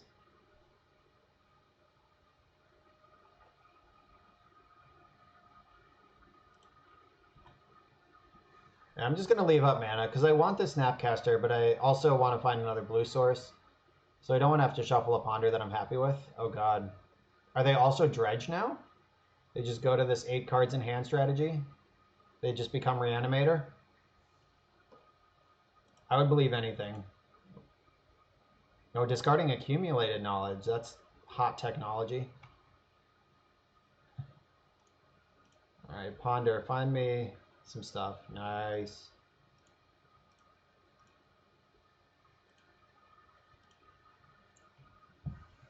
Got our second blue source. We're online.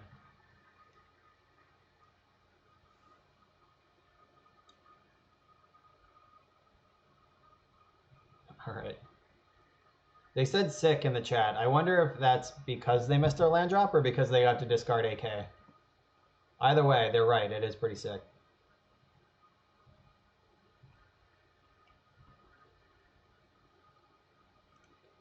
I'm going to brainstorm to get the other Vista in my hand, and I can get rid of... Probably want to just get rid of Jace. As much as I like Jace. I don't need the second basic planes right now either.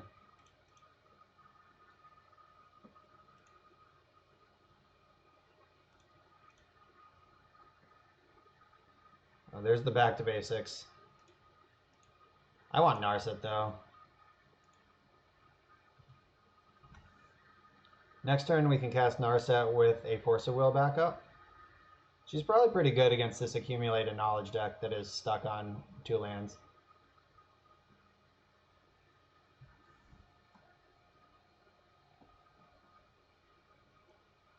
Ancient Tomb, shit. Jace.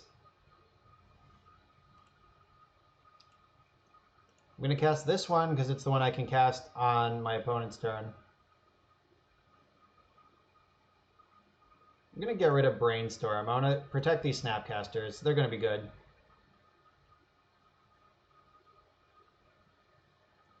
Alright, how many counter spells do you have?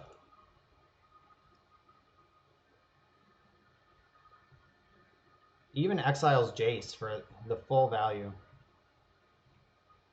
I forget what's on top of my deck, but I'm pretty sure I don't want it. Ooh, Click might be better than Narset. Yeah, I have Caracas. I could just do both. No, I'll test the waters first with the click.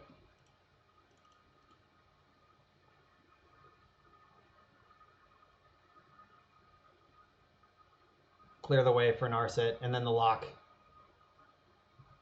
happens. They got to sneak in this upkeep Brainstorm, though. If I jammed Narset, they wouldn't have been able to do that. It is kind of scary when Show and Tell casts Brainstorm in response to click, though.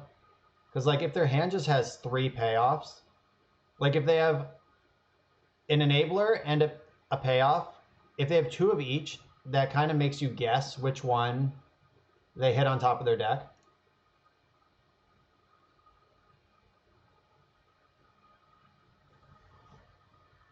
Or if they just have 2 of each, you're dead. Plow and Emrakul.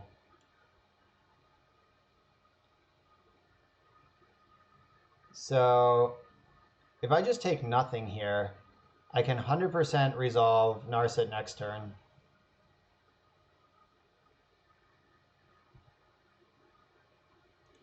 All right, I'm actually just letting them keep all those.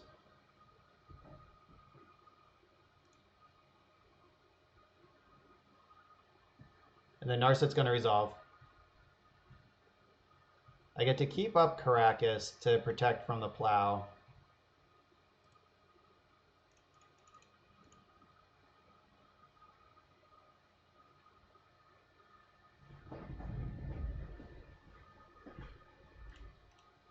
Let's find a force. Oh, Jace and Teferi are not quite Force of Will.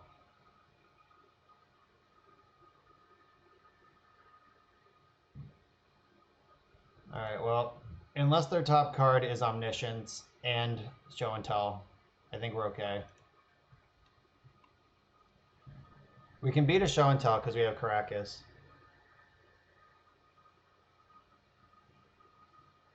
I guess if I took Teferi there, we could have the hard lock. Missed my chance.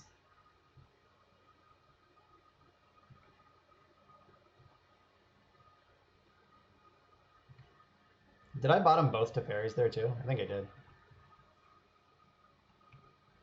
Right, so they could have shuffled and chose not to, so they like their top card.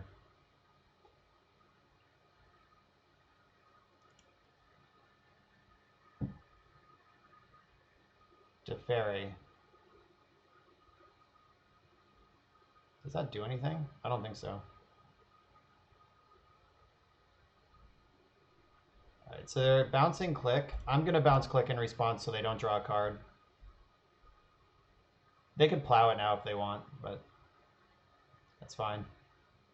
They're still not drawing a card on my watch.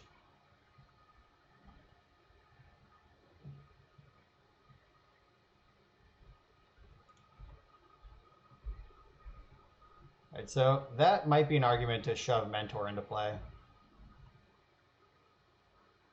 Oh yeah, that's true. I guess I punted that one. You're not wrong. Storm 20, thanks for the follow. 20 is a lot of Storm. That's super lethal.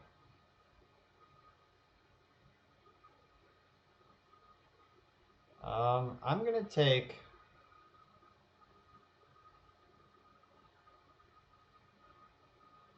Ugh. This is pretty close. So I'll take Disenchant, just in case they sneak an Omniscience into play somehow. Then I have to take all these actions on my main phase.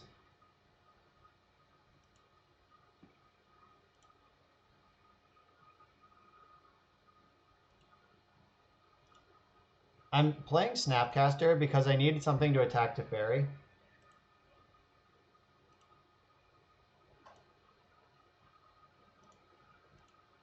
And I want to keep drawing cards while I do it. Alright, next turn it's Ashiok time, if we get a next turn. It would be brutal if they plus Teferi and then Show and Tell Emrakul in my combat step. Though they have one unknown.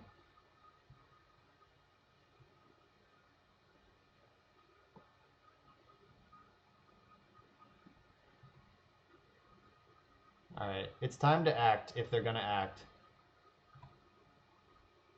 Snapcaster's coming in hot.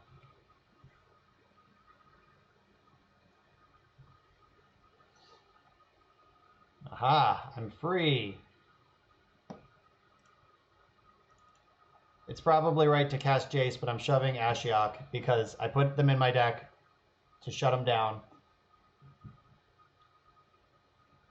They hard casting Force because they know they can never beat this card. Alright, I'm not going to force back. Ashiok drew a Force. That's a good use of that card. They have one card in hand, and it's Emrakul, the Aeon Storm, and I have Narset, so pretty comfortable with this board state.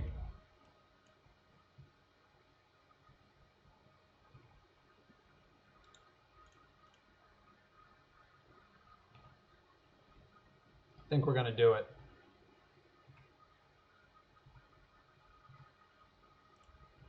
I don't have a blue card to go with this Force, but I guess I just shove Mentor. Like, Jace is just going to stay on being a blue card duty. I hope their hand is just accumulated knowledges. No, they would have cast it in my end step if that was the case. Alright, I still have a Mentor in my deck. This is fine. I guess I should have done the math on that a little better. I might have had lethal if I forced that. Alright, I have a blue card now.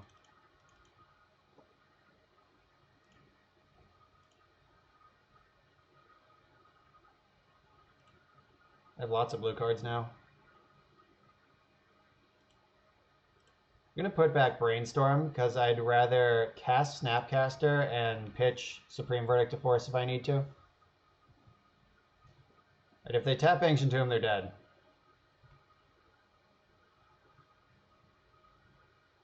Alright, the old look at your top three.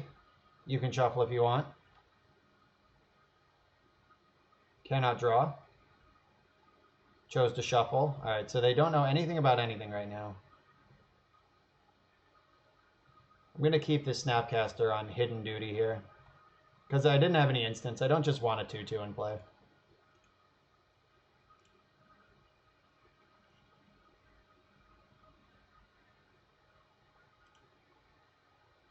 Alright, I never bottom when they have a fetch land. See, like, they would have wanted Intuition, but now they just, it's gone anyway.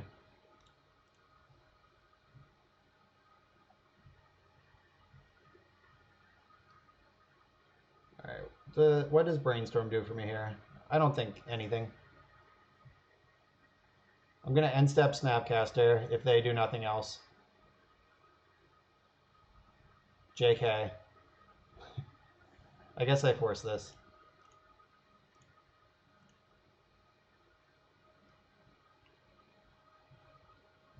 Alright, now I'm going to Brainstorm and then Snap Brainstorm, and that should end the game.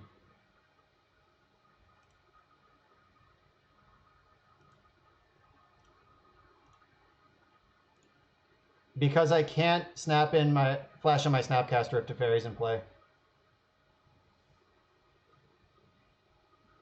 Like, I have them dead on board. I just want Teferi to be gone. So I can kill them. Can't cast instants with that guy around. Alright, last match of the night. Let's salvage this new pity chest. Do we still get a chest? Alright, we do still get a chest. We even get a legacy point if we win this.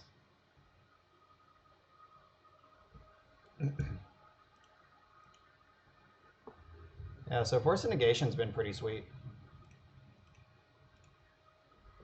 Vista's been pretty cool too. It's the Tundra free is the way to be. Oh, we even won the die roll. Island Ponder, that's a keep.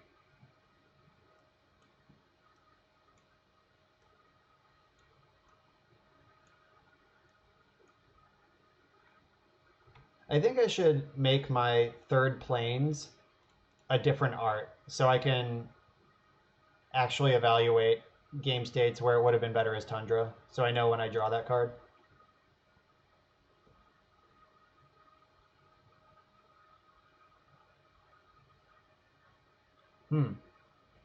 So if we're playing against Delver, I really want this card.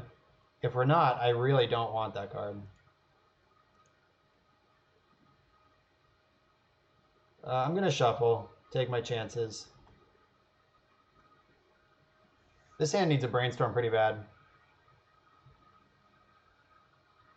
That's smart, Mike. I will definitely put a snow plains in that spot. Swamp. Okay, I'm getting duressed. I'm glad I didn't keep that Swords to Plowshares. Duress decks don't care about Swords to Plowshares. I might also just lose. Alright, so blue card is my best draw. That's not it. Though having double force, they have to respect that I might have drawn a blue card here. They're definitely a combo deck, though.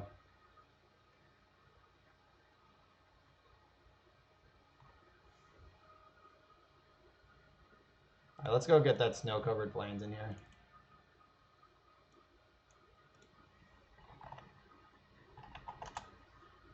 I hope I have one. I should.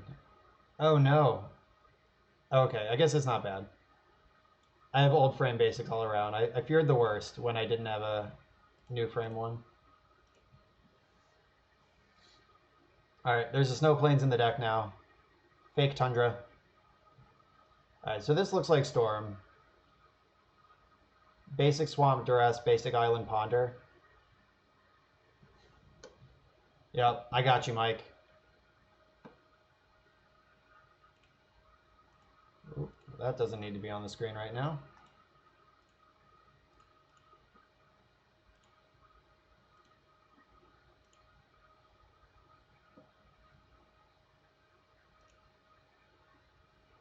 So I saw the craziest game. Some guy was playing Storm against Harlan Fear it was a win and in for the Play for Power this past Saturday. And Harlan had surgical extracted his opponent's Thoughtseizes, Duresses, Ponders, and Volcanic Islands. And so this guy had to go off just with no protection. And Harlan had Force of Will in hand and Lethal on board. And the opponent just like cast 4 brainstorms. Or I think it was 3. All right, Dobin's veto is going to be huge here. So the opponent cast 3 brainstorms along the way and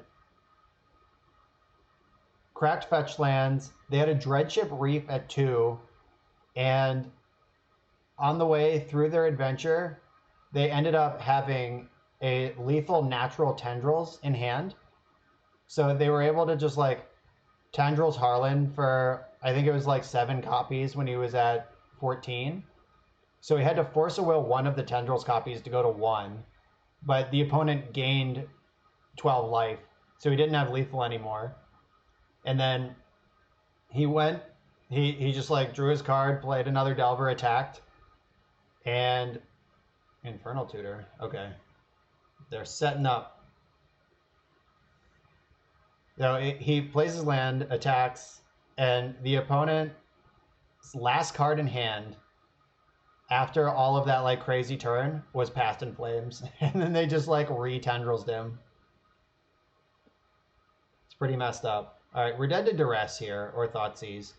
But we beat just a combo. I wish we had another blue card so we could have Force and Veto. Fuck!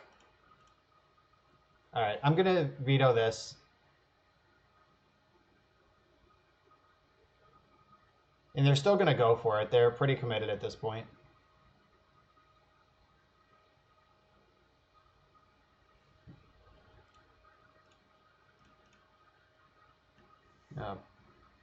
Counter that.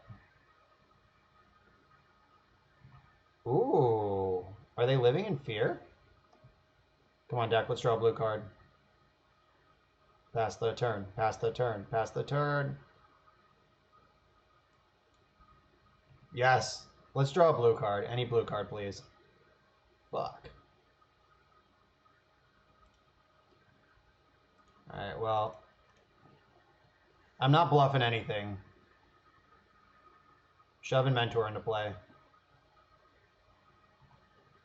This might be wrong because it kind of forces them to go off because Mentor is a lethal threat. Or not like lethal right now, but a very real threat.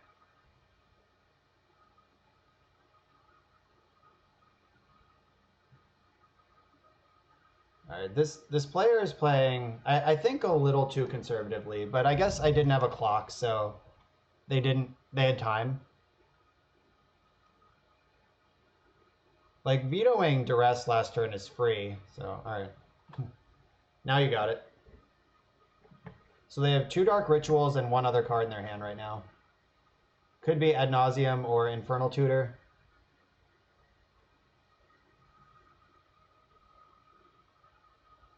Yeah, I don't know. I haven't played a lot of Storm myself. Oh, okay. Yeah, he played that last turn really conservatively in a spot where I definitely would not have if I were the pilot. Welcome, Control for Days, famous Storm Wizard. All right, so if it's a new Storm player, that means we get to sit here for a minute while they figure out what to do. Oh, just nothing?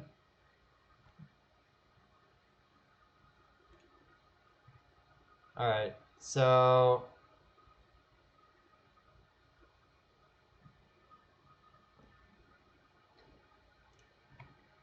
Oh, let's get in there, I guess. Make that Ad Nauseam a little worse.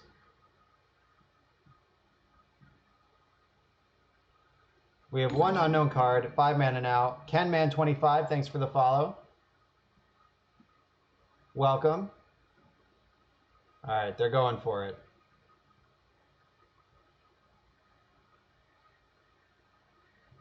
All right, do they have Past in Flames for the deterministic?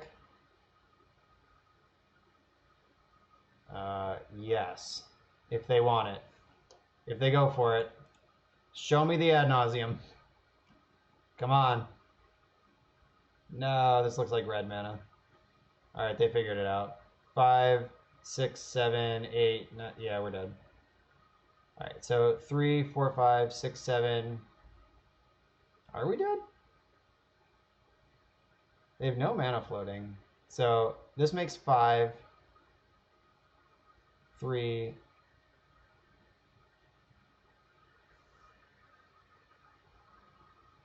Oh, Ken, man, yeah, that match was super stressful. I'm glad somebody saw that happen. Yeah, there were 2 matches over this past weekend where I just had to like play super speed mode, like just the clock was bearing down and I had to get the game done. And if I were less familiar with my deck, I don't think I would have finished those matches. In the last round, my winning in for top 16 in the Legacy tournament. All right, so Storm is 8. Oh, I'm at... Okay.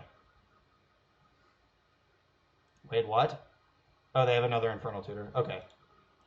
They didn't need that. Storm was... Oh, wait, no, they did. 8 times 2 is 16, not 18. They figured it out. All right. Yeah, so in my winning in for top 16, I was playing against Eldrazi, and like the time was going crazy.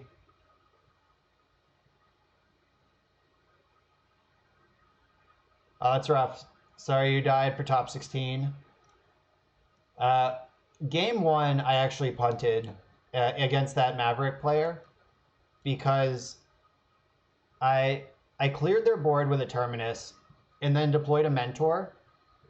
And then I cast Ponder, and I found Supreme Verdict and a second Mentor. And I just shoved the second Mentor into play and left Supreme Verdict on top of my deck. And over the next turn, they were able to like build a big enough board state that my Mentors couldn't punch through. And I had to Verdict, which put both my Mentors into the graveyard. So then I have to win with Jace. Like my plan to just stabilize and then crush them with Mentor in a single turn is off the table when both your Mentors are dead. So I just like threw that one away. Swords of Plowshares needs to get out of my deck. They showed me Bayou game 1. Like, nobody plays the Anti-Swarm anymore, right? I'm not going to put Swords of Plowshares in my deck until they show me Xantid Swarm with my eyes. I guess, like, with Council's Judgment leaving, maybe I have room for one. Like, what am I going to do otherwise? Like, I'll bring in one Verdict in case they... Yeah, I know that the savvy Storm players don't bring in Xantid Swarm in this matchup. But some people do. Yeah, I know Cyrus has been way off it, too. Alright, I'll leave in one. Whatever. And a Supreme Verdict in case they empty. Maybe Back to Basics is better than Supreme Verdict against this player. But they did fetch Basics pretty aggressively in Game 1. Let's just have a hand with 2 counter spells and an unbeatable lock piece. How about that?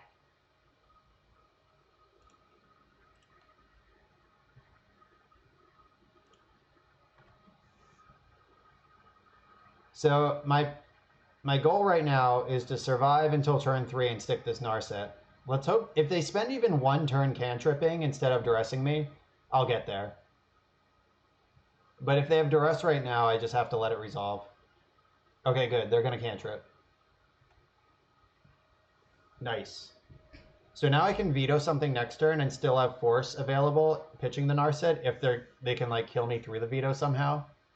And then if they don't do that, I jam Narset on 3 and she easily finds a blue card to go with force.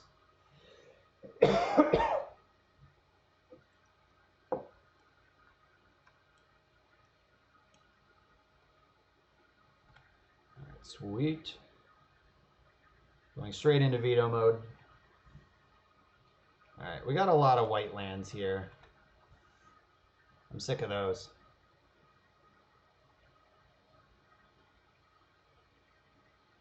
Alright, so them leading on island means they probably can't duress then ritual unless they have Lotus Petal.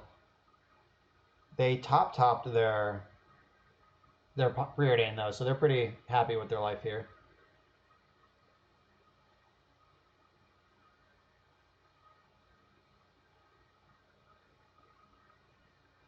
Yeah, Dave also beat me, Ken.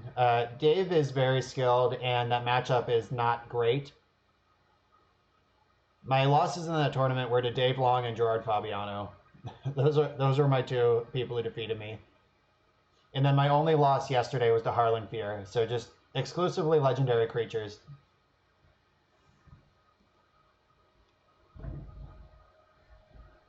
Yeah, getting the reps in so you can play fast if you need to is really important. And the secret sad joke about Miracles is that you actually just always need to play kind of fast, because if your opponent goes into the tank ever, that's precious round clock. And like just unintentional draws with Miracles are the worst. It's kind of like the bane of the deck, but that only really happens if your deck is built poorly or you're playing too slow. All right, I'm going to veto this. And hopefully that prompts them to just pass the turn. Because they played kind of scared last game. I don't imagine they'll play any differently this game.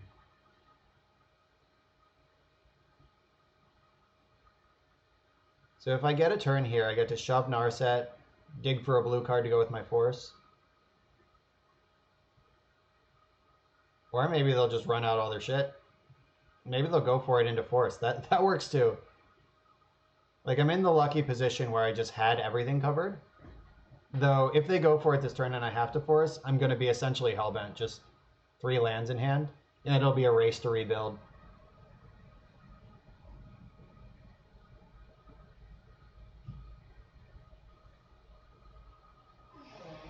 Alright, they're deep in the tank.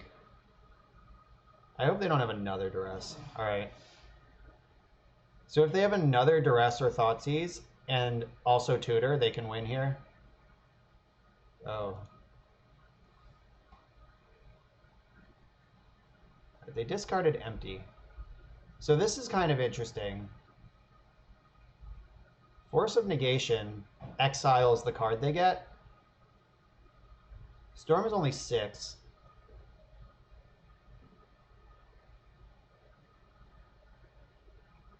All right, I think they're going to go for ad nauseum. I'm going to let them get it.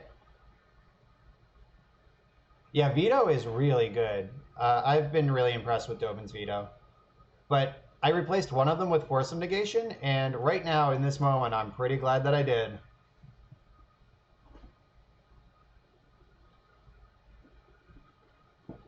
Alright, so got that shit out of there.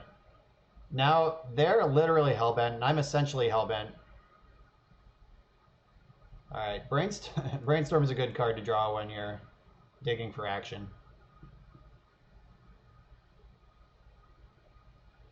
Okay, I'm happy now.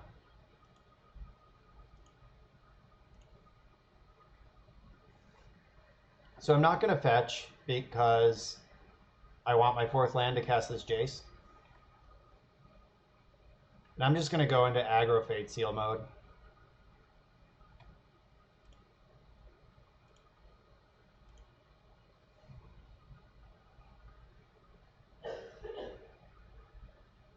Ooh, I just read that lack of win con thing. Yeah, put Mentor in your deck, seriously.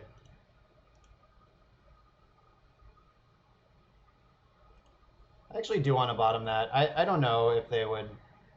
Maybe no, I don't care. I should have left that on top. My bad. The reality is that the number of things they could draw that I care about is so astronomically small. Alright, so Lion's Eye Diamond into Past in Flames, like back-to-back draw steps, is one of the things I might care about. Oh my god, we're doing it. Take a break, Narset. Here's Ashiok. The game is over. They can't beat this card. Yeah, conceded instantly. Ashiok the Stormrender.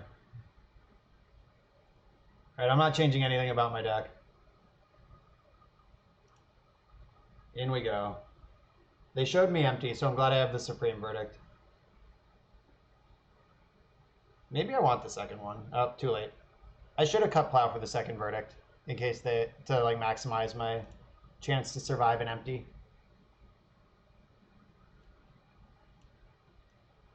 Alright, so this hand is dead to a turn 1, but it has 2 cantrips and lots of lands.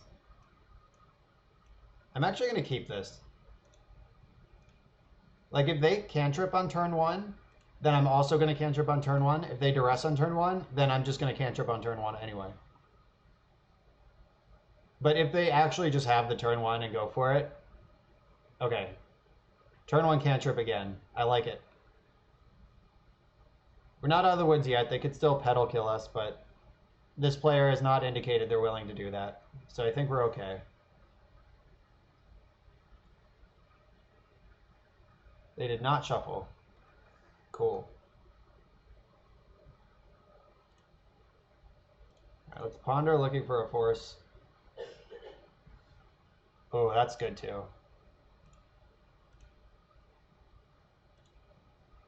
All right, check this out. The Tormod's Crypt technology is here. This is a hate card that they can't duress. So he's going to have to go off without Past in Flames if he wants to win, or if they want to win. And I can also just like nerf a Cabal Ritual mid-chain if I think that's something I want to do. This is exciting. I think this is the first time on stream that I've had Tormod's Crypt in play against Storm.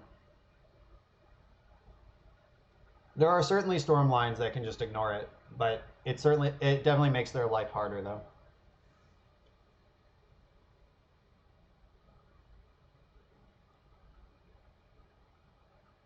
Alright, Duress. Duress can't take Vendilion Click. It's going to take Preordain for sure.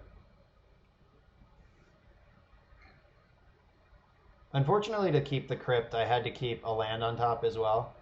But they don't know that. They might think I hid something great. Which is good, because I need them to think that. Alright, so if they just pass here, or if they cantrip, I play my second land. Then if they empty on their next turn, I play my third land. They attack me for 10 or 14 or whatever. Then I play my 4th land and I verdict them. So I'm saved from an empty line that's less than 20 goblins right now. I guess less than 19 goblins. I'm going to have to fetch at least once.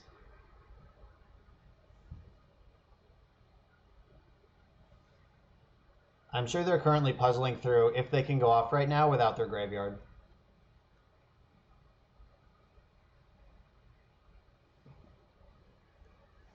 And we will wait patiently while they do that.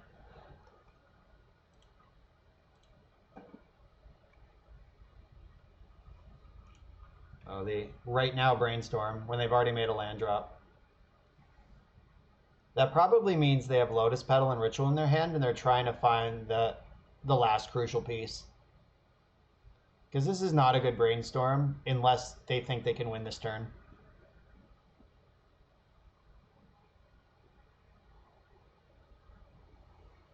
Alright, there's the Lotus Petal as I predicted. Storm is 4. 5. Alright, maybe they just have it. 6.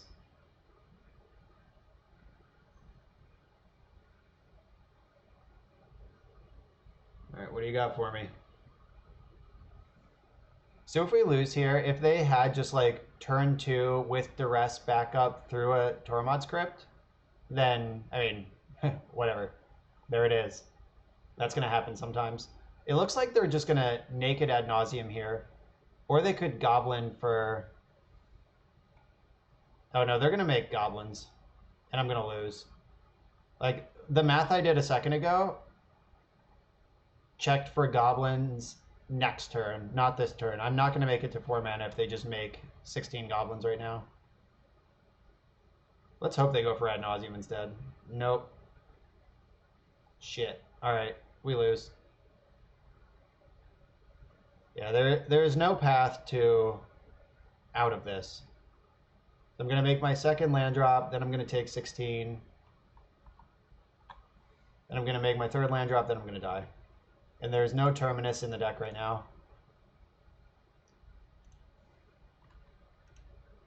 Yep. All right. Yeah, they just had it. Nothing you can do about that.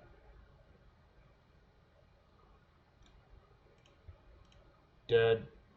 All right. Unexciting league for the night. Well, oh, in the new prize structure, though, we do get half our money back for getting 2 wins. Not bad. All right, so this is the deck. I still think it's good. I'm not sure if playing no Tundras is right. The snow-covered plains will help me identify that in the future. I wish I thought of that before this league. We had a lot of mana problems tonight, and I don't think it's anything except variance. Like the deck still has the same number of lands that it had for the past month that I've been playing it to a lot of success. Nothing's changed except the mana should have gotten better, but in practice it got a lot worse. Then I'll start taking better data on if this would be better as Tundra or Plains. Still like the sideboard. We got one opponent to scoop to Ashiok tonight, and we had another opponent Force of Will it.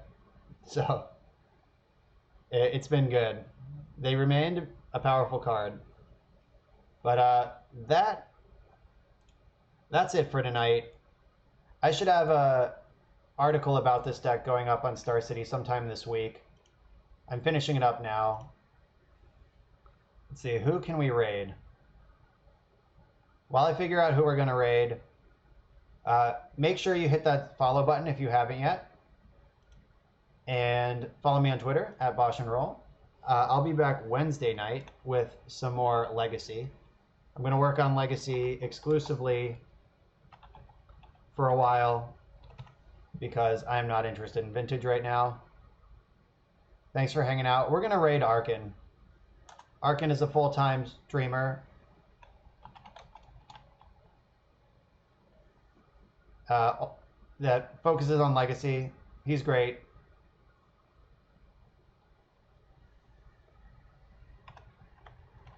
Let's go hang out with him. Good night, everyone. Thanks for coming out.